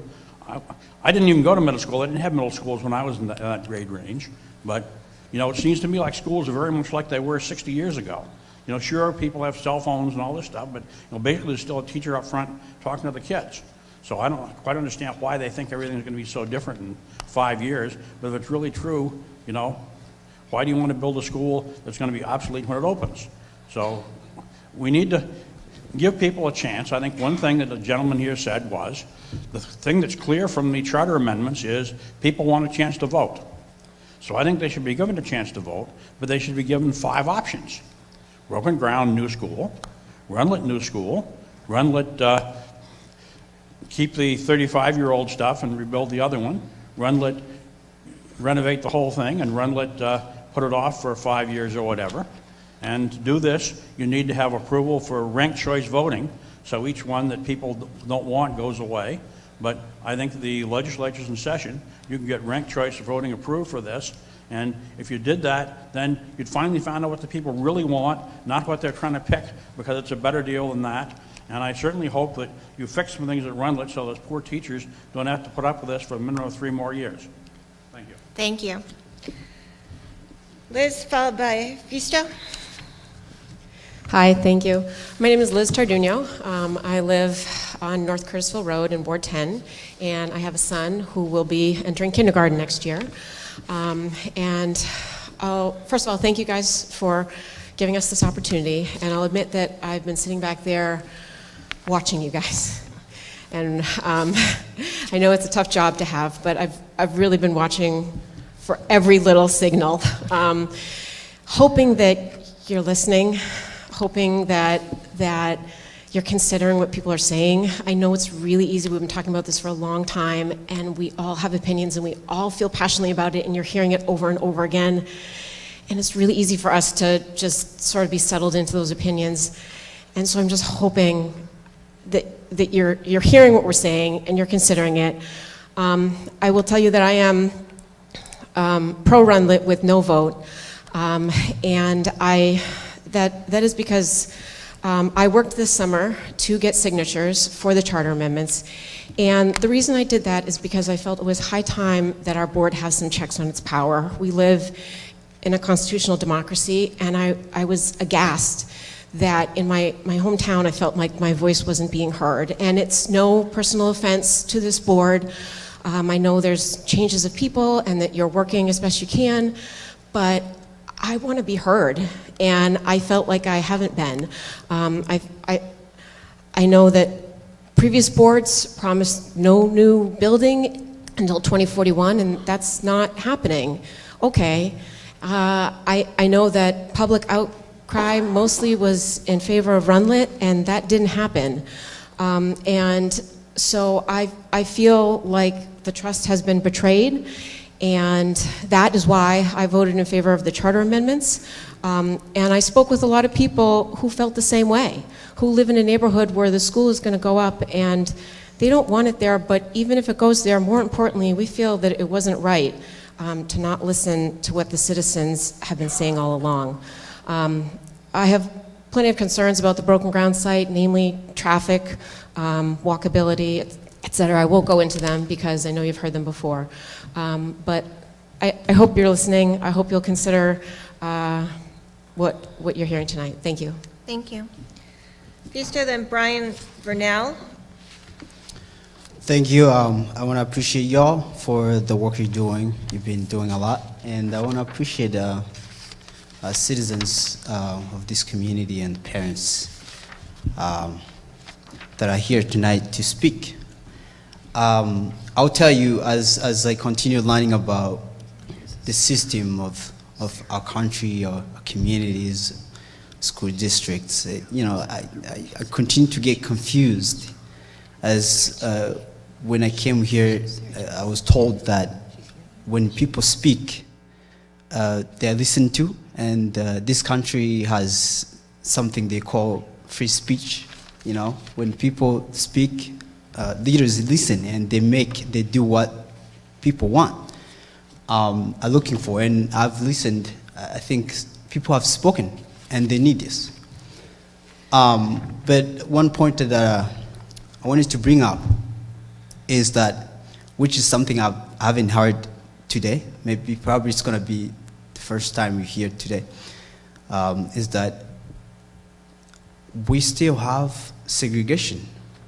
Segregation is alive and well, and racism is alive and well in our community, especially the Heights, the east side.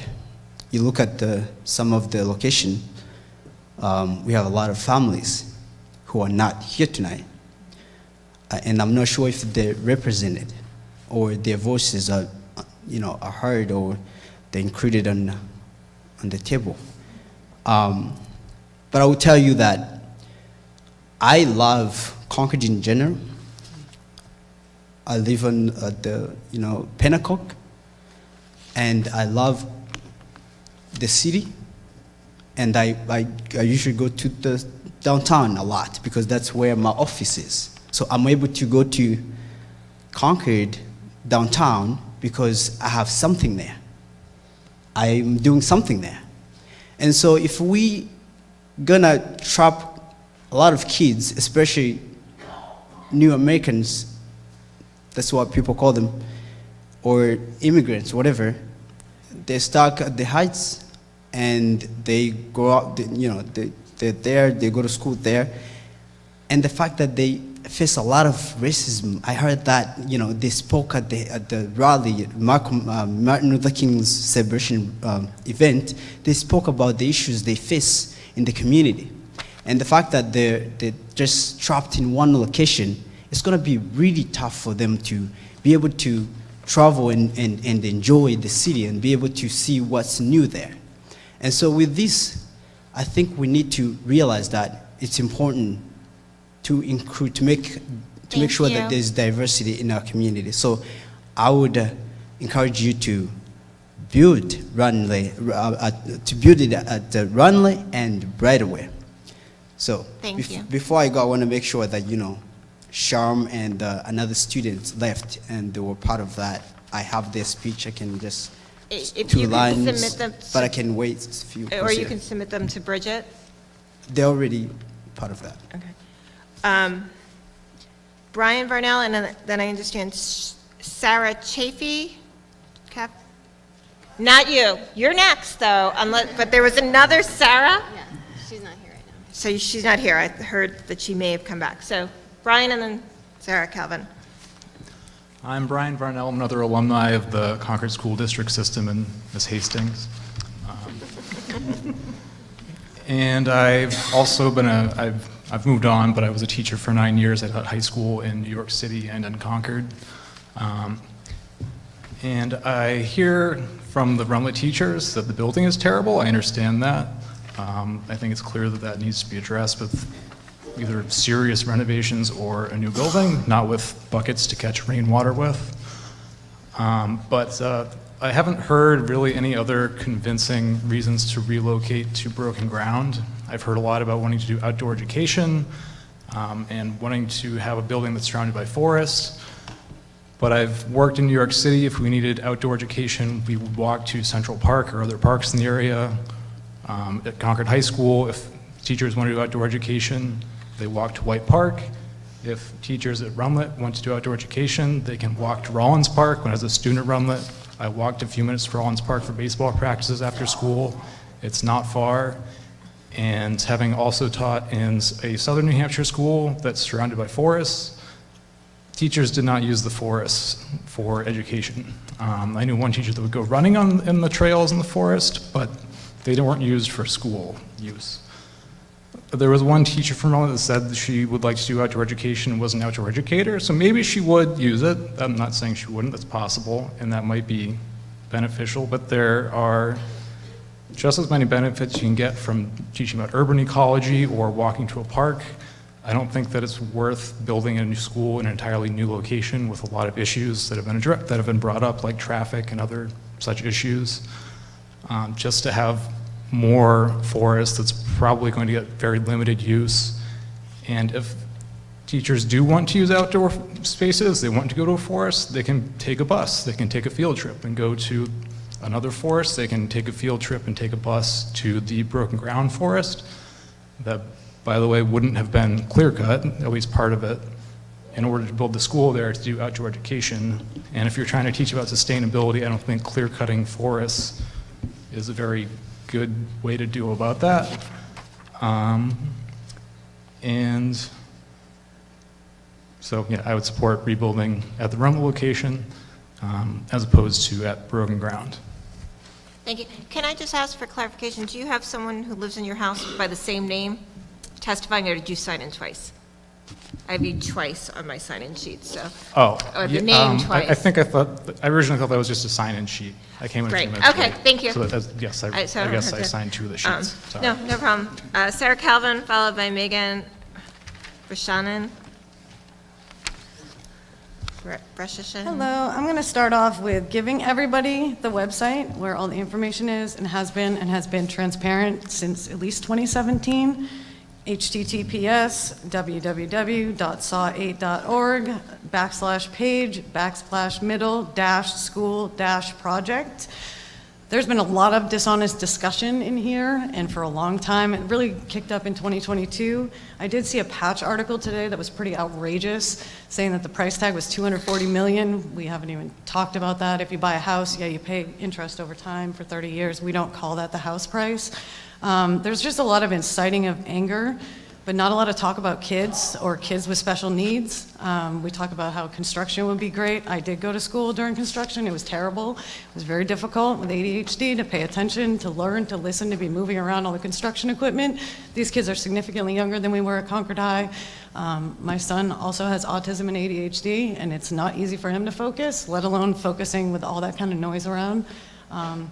If it costs more to get a building that is less flexible in a location that is not as ideal for the children, the teachers, and everyone else, why would we spend more? So is the argument going to be later that we can cut the auditorium, that we can cut the sports fields because we spend $8 million more putting it in a bad spot? When we have to expand the building, at least the old run, that we could sell the building, we can sell the land. These are all arguments that are brought up. Something else, I want everyone to go to the YouTube channel and watch some of these old meetings. A lot of these people are moving the goalposts. They'll come in and say it's about cost, kind of like the signs about rebuild at Runlet, but the costs have always been more to rebuild at Runlet. We're also talking about moving asbestos, lead, all kinds of things right next to children who are in school, who then don't have any outdoor spaces for several years while construction continues. It does take at least 2 years more to build at Runlet than at Broken Ground. So the kids have no outdoor space, plus they have to wait another year or so for the fields to come in before they can use the fields. At least if the kids were at Runlet and it was built at Broken Ground, they can stay outside and use our outdoor space the entire time. The fields are ready in 2029 when the school is done. There is a difference in the timeline. It's at least 2 years. It's on the pamphlets everybody got last week. The Concord Monitor actually published that. Thank you very much. Stop listening to the media and start reading the documents, and then maybe we can all do what's right for the city, for our future, for our kids, for all of us taxpayers who have to pay this bond for 30 years. My kids are going to have to pay this bond too 30 years into the future, and it affects them, it affects all of us. It's a better use of our money than throwing money. Or also, the bones of Runlet are bad. We've already discussed that in 2016. Anybody who says we can just fix it up, we can't. We're just patching it right now. We're supposed to have school years ago. 2019, it was 60 to 80 million. I don't know why the patch said something about 2022, because it was 2019. Now, because of inflation, we've got up to 152. Thank you. And it's 160 something to build the other school. We need to do what's right and not do just what we hear in the media. Thank you. Thank you very much. Megan, and then Kaylin Lustig. Hi, my name's Megan Bresnahan. I'm from Ward 5. Thank you so much for your time working through this complex and important issue tonight, and for everybody who has spoken tonight. I have 2 young kids. My 5-year-old is a kindergartner at Beaver Meadow, and I also have a 2-year-old who's still in daycare. My priority is that the middle school is completed as soon as possible, which, based on the data that we have available to us and the cost and timeline, the best solution is to move forward with plans at Broken Ground. The timelines are long enough that many parents of students most impacted are likely confused and largely unaware of the length of time when your kid, until this project is completed. When your kid is in daycare or preschool, middle school seems like an awfully long time away. But my kindergartner will be attending middle school in the existing building that we have heard, if we decide to rebuild at Runlet, that has been described so thoroughly today. And that truly horrifies me, hearing the testimony of the teachers today. This is my first meeting, but having read that I've been able to attend, but having read the information on the website over the past year and reviewing as much information as possible, I feel like I'm being gaslit a bit by a well-organized minority vote in the community. It seems to me that the representation at this meeting is underrepresenting voices in wards 8, 9, 6. Current and future parents, I believe, are underrepresented among this group in this room at these meetings. And the solution is that I hope you all will trust your judgment, rely on data, most importantly. We have that data, and listen to teachers, the teachers in this room. And if we do that, I think that we can proceed the best way possible. So please proceed with the plan to build at the new site at Broken Ground. Thank you. Thank you. Kaylin, and then Alex Streeter. Hi, I'm Kaylin Lustig, and I've been at Blake Street in Ward 6, and then more recently going to Downing Street. I'm a mother of a 6-year-old boy, and I just want to say quickly that I support the rebuild at Runlet. Thank you. Thank you. Alex Streeter, then Peter Mullen.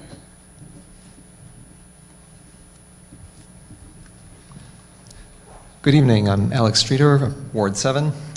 This is not my first meeting. I've been to a bunch of these over the years. I was actually right about 4 rows back for the December 2023 meeting when the Broken Ground decision was made. I was dismayed with that result. On the other hand, I don't want to see further delay. And a referendum means more delay. Hang on just a moment, please. I seem to recall that as the board members were explaining their vote during that December 2023 meeting, there was one in particular who, with rather unprofessional, patronizing condescension, said to the audience, "You in the Runlet crowd had all of these chances over the last few months to change our minds, and you failed." I'll point out he's not at the table this evening. I would say that since the decision, the board has had a lot of opportunities to try to change the minds of folks in the community, and Rightly or wrongly, I don't think that they've succeeded. At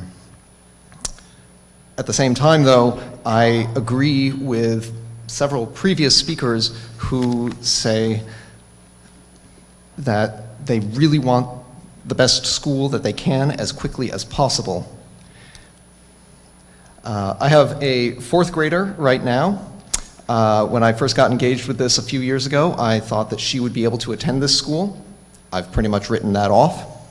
My high schooler friends have little to say about the Rundlet facility that is good. You probably wouldn't want me to repeat what they had to say. But at the same time, I'm 43.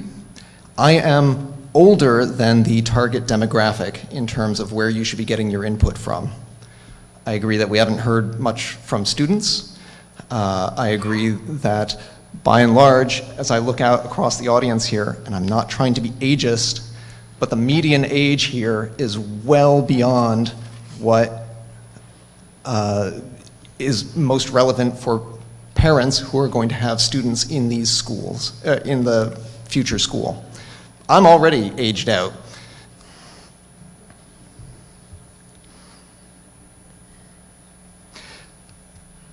The last thing that I would like to bring up in the time I've got left is that this is naturally a lasting commitment, but I wonder greatly what, if any, of the present debate people are going to be remembering and remarking upon 10 years from now, 25 years from now, 50 years from now.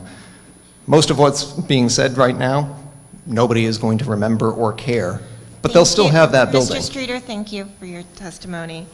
Peter Mullen, followed by Charm Amico. Thank you. I grew up right across the street, excuse me, at 127 South Street, and I used to run across the street for grade schools. My first impression of this evening was that half the folks sitting at the table were busy doing something else. They were not looking up and looking at who the talkers were and then making notes. Their heads are down and they're constantly doodling or something, but not paying attention to the people who are conveying their feelings. And for that, you owe everybody that's here an apology. The other thing is that it's difficult for a lot of folks to get in here, to come in that might come in because of physical impairments of one or another. So, and I know this is convenient for all the folks, and it certainly is large enough to hold a lot more people, which would be great if everybody would come in. On the things that people have run over, I'm not going to repeat now, but I will say that there was a press release a while ago from the board saying that nobody on Springfield Street was really interested. Well, every house on Springfield Street had a sign in it, except for one. And that family had their kids in private schools, so because they're not interested in what goes on with it anyway. So that put that aside.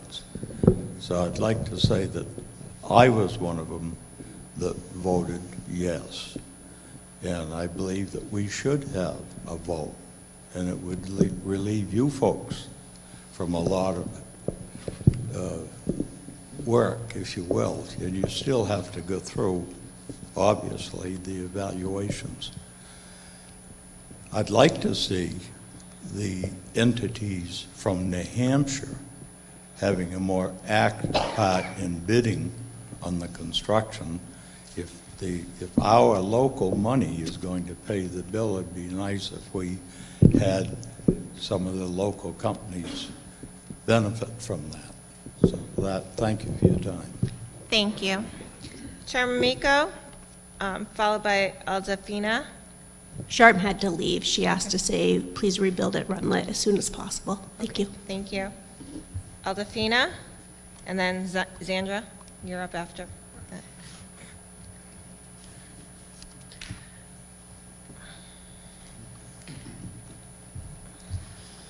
Adolfina Kisembe, her statement, she's a student, she goes to Concord High School. Thank Her you. statement is, I support rebuilding the middle school at the Runway, and please begin the process as soon as possible. Thank you. Thank you. Zandra, then Nick Babel. Oh God, I know you. I know your wife. I'm sorry. None of us can But I pronounce think you know that who I'm last talking name. about. I'm Xander Rice Hawkins. I live at 17 Edward Drive. I'm a proud public school parent of a fourth grader at Broken Ground and a kindergartner at Millbrook. Our daughter will miss the new middle school, but hopefully our son will experience it. I did not take a public position prior to the December school board vote that selected Broken Ground, but I did follow the conversation closely. I worried then, as I worry now, that there's just not enough community support to move the middle school location to Broken Ground. In the fall of 2023, I knocked on hundreds of doors in Ward 10, and while there were some who supported the Broken Ground location, they were far and few between. That sentiment is clearly shared by both Ward 7 and the larger community. In November 2024, I helped organize the vote no on Amendments 1 and 2. We knew it was unlikely we'd prevail, but the school charter is important enough to fight for. But we all know the result of that vote, and we all know why. This issue has turned our community upside down, broken trust, and cost us time and money. Most of all, it's cost students and our educators who are making do with substandard building conditions. Elected officials often have to make tough decisions, and sometimes you can't make everyone happy. This is not one of those times. The majority of the community has clearly spoken time and again. This is a moment and an opportunity for the school board to rebuild public trust by moving swiftly this evening to start the process of rebuilding at Runlet. There's talk about a delay between Broken Ground and Runlet. There is a delay, but it's not significant. There's a difference in cost. There's always been a difference in cost, and that has not changed community opinion. There's a lot of talk about when the project will be complete, but also the longer we wait to start building, the more we cost ourselves, our students, and our community. I'm nervous if we don't start soon, we lose momentum for this project altogether. I urge the school board to consider what you've heard from the community and vote tonight to rebuild at Runlet. If you do consider a special election, then please ask yourself, do you honestly think it is going to show support for Runlet or Broken Ground? What are you going to do differently in the next 5 or 10 months to build public support for a vote in favor of Broken Ground? Because if the school board votes to further delay the middle school project, then it is also your responsibility to make sure the public vote supports that position at the end of the day. Thank you, and thank you for your service to the school board. Thank you. Nick Babladelis, sorry, and Clara Cooper, who is our last speaker.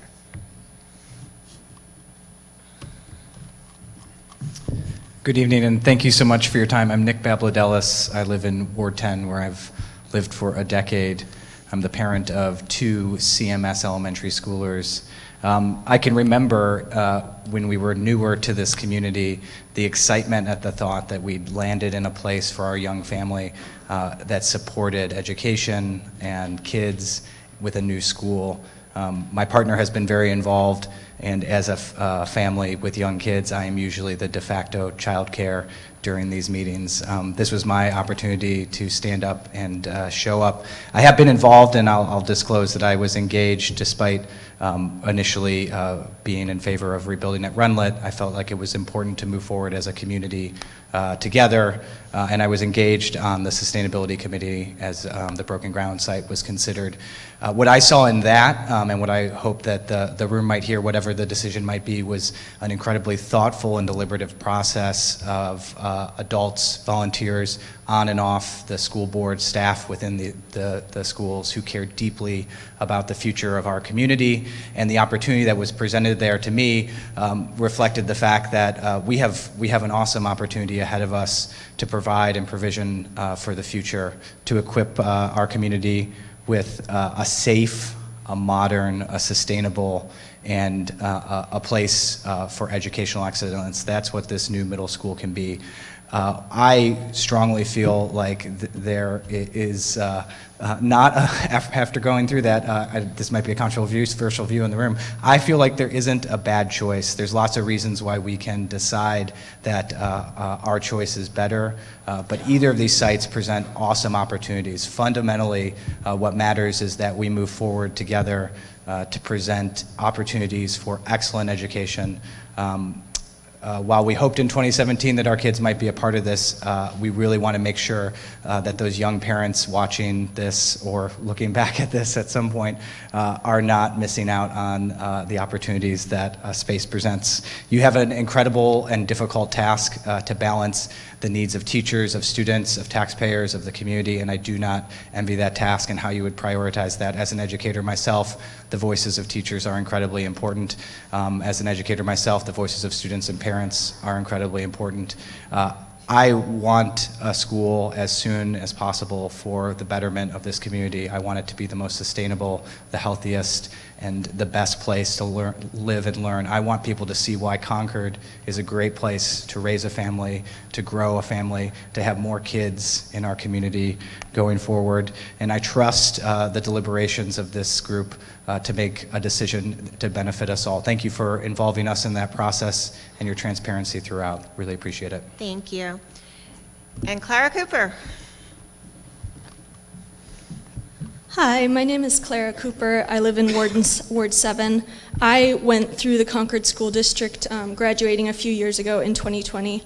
I was a student at Conant Elementary School while Abbott Downing was being built on that site, and even spending 4th grade learning in a trailer really did not disrupt my education at all. I think we should rebuild at Rundlet without another vote. Thank you so much. Thank you. And with that, I'm going to close the public hearing and take a 10-minute roughly recess. We'll come back at 8:20 to allow people to use the restroom or to go home and watch the rest of this on TV if they choose.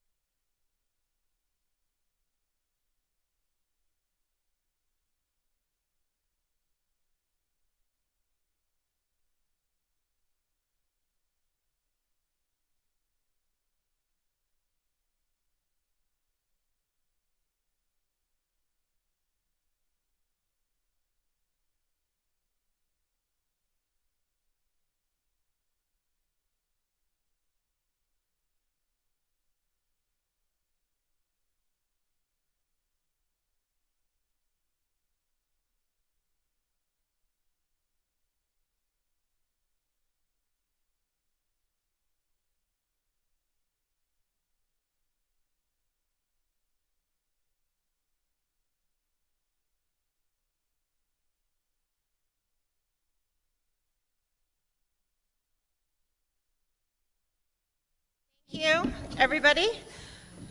Sort of wish we were doing one of the musicals here. Maybe if we were dancing, we would be warmer. I want to thank everyone for testifying tonight. We also got a number of email comments over the weekend, and those that we received as of 4 p.m. today, all board members received. All of the comments we received will be added to the public record for this hearing. What is the board's pleasure? Ms. Meeker. As we discussed right before we came back, I had a clarifying question, which is based on the motions that were made last week, do we currently have a motion on the table? And if so, should we reread it so that we understand what it is? I believe Ms. Higgins had a motion. We do currently have a motion on the table. Ms. Higgins, do you have your motion? Well, I don't have the exact motion written down, but essentially my motion was that I moved that we begin the process of rebuilding the middle school at Runlet so that we can have a beautiful middle school as soon as possible. That was the gist of the motion. Okay. So if I could then give you this version that has been approved by our legal counsel, if you can read my handwriting. Or I will read it and it can be your motion if that makes it easier for you. I have a cold, so no. It accomplishes what you goes, that the board rescind its December 26th to 2023 vote to relocate the Runlet Middle School and build a new middle school at the broken site, and instead that it design a new middle school adjacent to the current middle school at current Runlet Middle School at 144 South Street.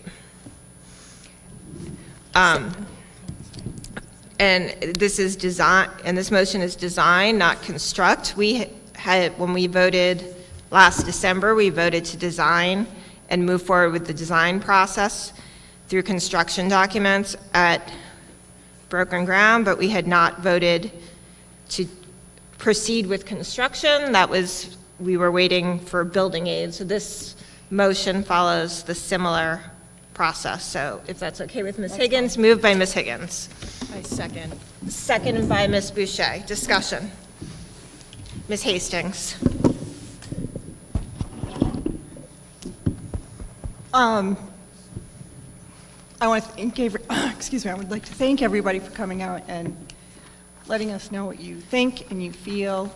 I feel like we're a tale of two cities right now. And I'm not sure that a public vote is going to make a big difference at this point. But I do feel that that is what the voters voted for in November. And the idea of building a school at Runlet, the current Runlet site, I don't know that I can support it. I don't understand why we would build a building that costs more, gives us less, and takes longer. Makes sense to me. So for that reason, I will not be able to support this motion. Thank you. Anyone else? Ms. Campbell, sorry, I don't have very good angles. So yeah, it's hard to hear. Thank you. It's also, like, hard to hear on these sides. Okay. It's hard to hear on this side, too. Oh, yeah, like we're on the back side of the mic. So yeah, I will do my best. I'll go sit in the audience. No.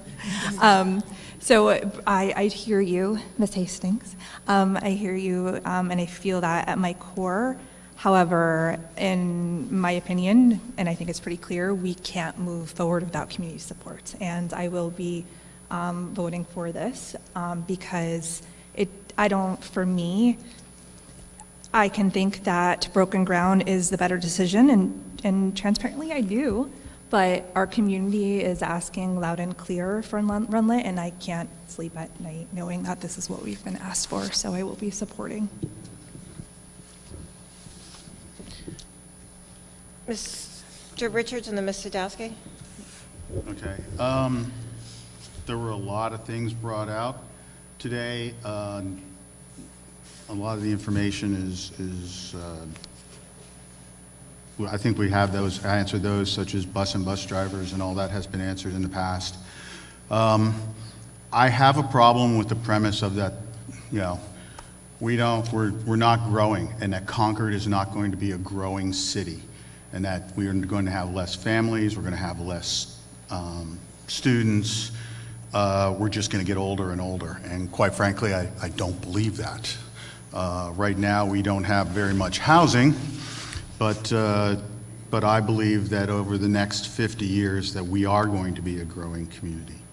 I hear arguments. I know about traffic and safety.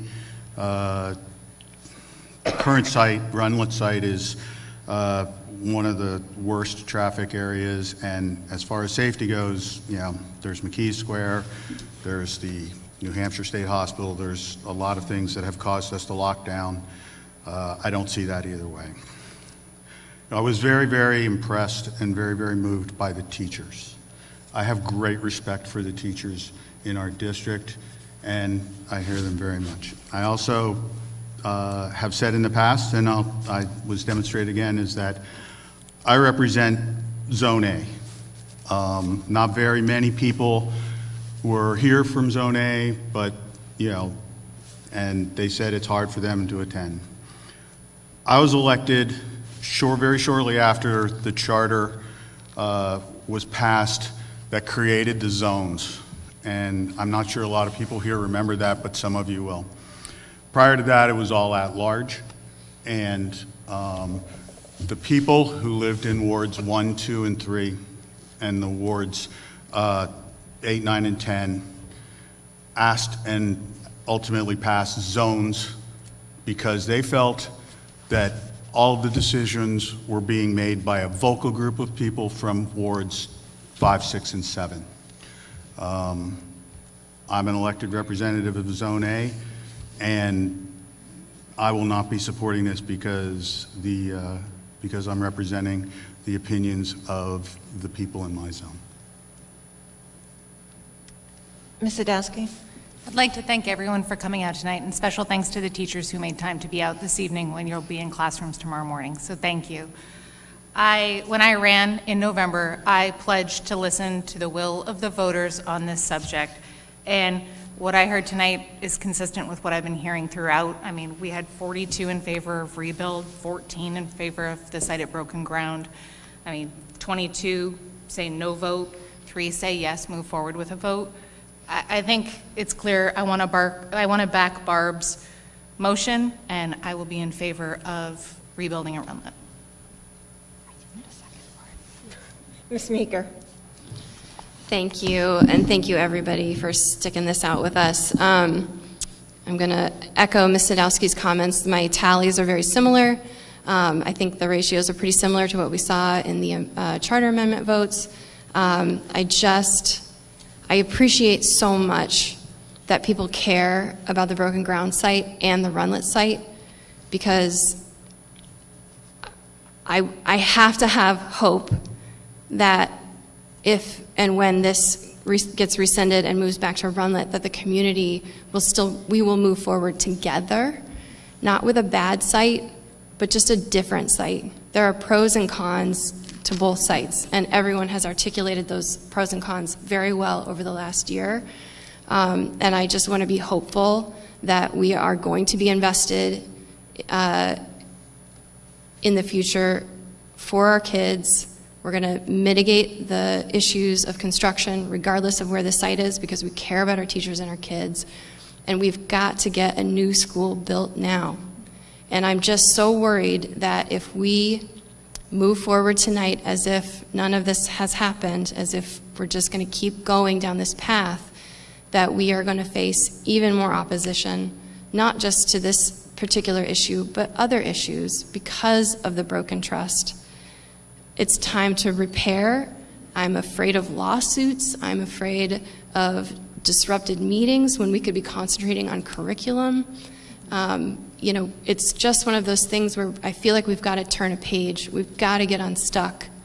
There are benefits to the Broken Ground site, and I am concerned about the disruption to students. And so I will spend every day now thinking about the disruption to those students and how we can fix it. For that reason, I will be supporting to rescind and to move the site back to Runlet so that we can get going on a new school as fast as possible. Anyone else? Ms. Boucher and then Ms. Higgins. I just also want to say that I appreciate everyone coming out tonight, those who haven't been here before, parents. I'm with every single parent who has shown up, who's spoken, who's emailed, every single teacher about that building. My students will be in that building if there is a build on that site. I also don't get it. I don't get it. I'm with Brenda where I just don't, people are also asking for a less expensive site, opportunities, room for growth. I think the Broken Ground is a perfect site for that, but that's not up to me. That's up to what I'm hearing and the feedback. And so to fully represent Zone B, I've consistently heard prior to this, prior to me being on the board and currently, that I'm going to have to vote to rescind and build at Runlet. Ms. Higgins? Ms. Higgins? I just wanted to acknowledge our email tallies. So there's a lot of people can't come here, people can't come here. The email tallies were consistent with what we heard tonight in the room, about a 2-to-1 ratio, actually 3-to-1, in favor of rebuilding at Runlet versus building at Broken Ground. So if that were different, I think we all would have been talking about it much more. But the people that reached out, both email, messenger, texting, all of it. But I just counted the ones that we all got. The majority want the Runlet rebuild. So I just wanted people to be aware that we're not ignoring people that didn't come here. Anyone else? I want to thank everybody who's come and has been part of this process. I supported the Broken Ground site. I did and do believe that it is the best site for a lot of reasons that have been articulated. Before she leaves, I actually want to thank Ms. Calvin because I think she's been a great voice for a lot of the questions that I have had over the past 3 months, which is, what did the vote mean? Did it mean people wanted to vote? Did it mean they wanted to go back to Runlet? Did it mean they didn't want a school at all? And, it's been continuing to be a conflict because we have heard from some of the organizers of the Charter Commission and charter amendments, various interpretations of what the vote meant. It meant build at Runlet. It meant renovate Runlet. It meant do nothing at all. And we've also heard and continue to hear, a lot of misinformation that, can be frustrating about costs and what's available and what's not available. And those things are, I can see where every member of the board is coming from. And I want to take this moment to thank our staff and the people we have hired to help us with this project who have been very maligned sometimes during this project. First of all, our facilities people do a great job maintaining that building. It is not because it has been neglected. It is because it is 70 years old and things have lifespans. Roofs need to be replaced. I have a slate roof on my house and I keep waiting for the day that I'm going to get the bill that I need to change the whole thing. This electrical system is 70 years old. You can only do so many upgrades to a 70-year-old electrical system. So they are maintaining, they have, but there was a decision made back when we started this process the board, wasn't me, I don't know who else, maybe 1 or 2 people were on the board then. The first question they asked is renovate versus build new, and it were about equal costs, and you still wouldn't end up with a much better school, and you would have even more disruption than we're talking about. So I want to thank the facilities staff for the great job they do, trying to keep things going. I also want to make sure people understand that future boards, past boards didn't just not make a decision. Part of this has been around being ready for state building aid. We are number 2 on the list for state building aid, and we hope that the state will fund building aid this year in the next budget and that we will qualify for it. But we haven't missed a chance to receive state building aid. There hasn't been state building aid for much of the last 15 years, just sporadically, and we weren't on the list. We are second on the list now. So I just want to make sure that's clear. And our architects have worked with us on other projects, but they were also chosen through a competitive bidding process that included members of the community. And we do have somebody working with us from a third party to evaluate estates and costs. Harvey Building, Harvey Construction, who people cited for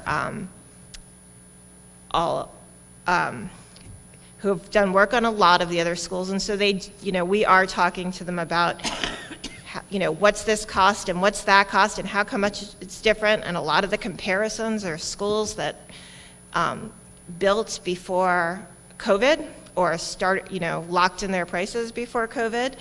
Now we're just hoping we can lock in our prices before tariffs.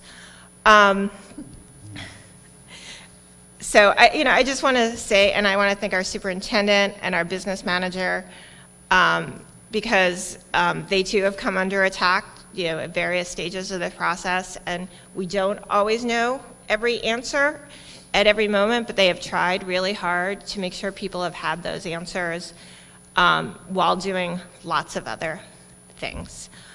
All that being said, I do think that while I think, in an ideal world we would vote, because I ultimately think the amendment said that people should vote, I don't see it changing how this ends up.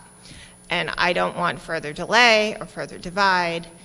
I ran for school board to focus on education. I want to be talking about algebra in 8th grade, a lot more than we've been able to do that. So does anyone else have anything else to say?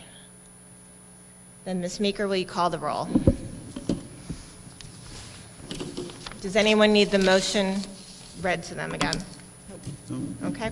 Ms. Meeker, if you'll call the roll. Ms. Boucher? Yes. Ms. Campbell? Yes. Ms. Hastings? No. Ms. Higgins? Yes. Mr. Richards? No. Ms. Robinson? No. Ms. Zadowski? Yes. Ms. Walsh? Yes. And I am a yes. That is 6-3. Motion passes. I will take a motion to adjourn. So moved. Moved by Ms. Robinson. Is there a second? Second by Ms. Higgins. Any discussion? All in favor? Aye. Any opposed? Motion passes. We are adjourned. He ate the hound dog in the sleep.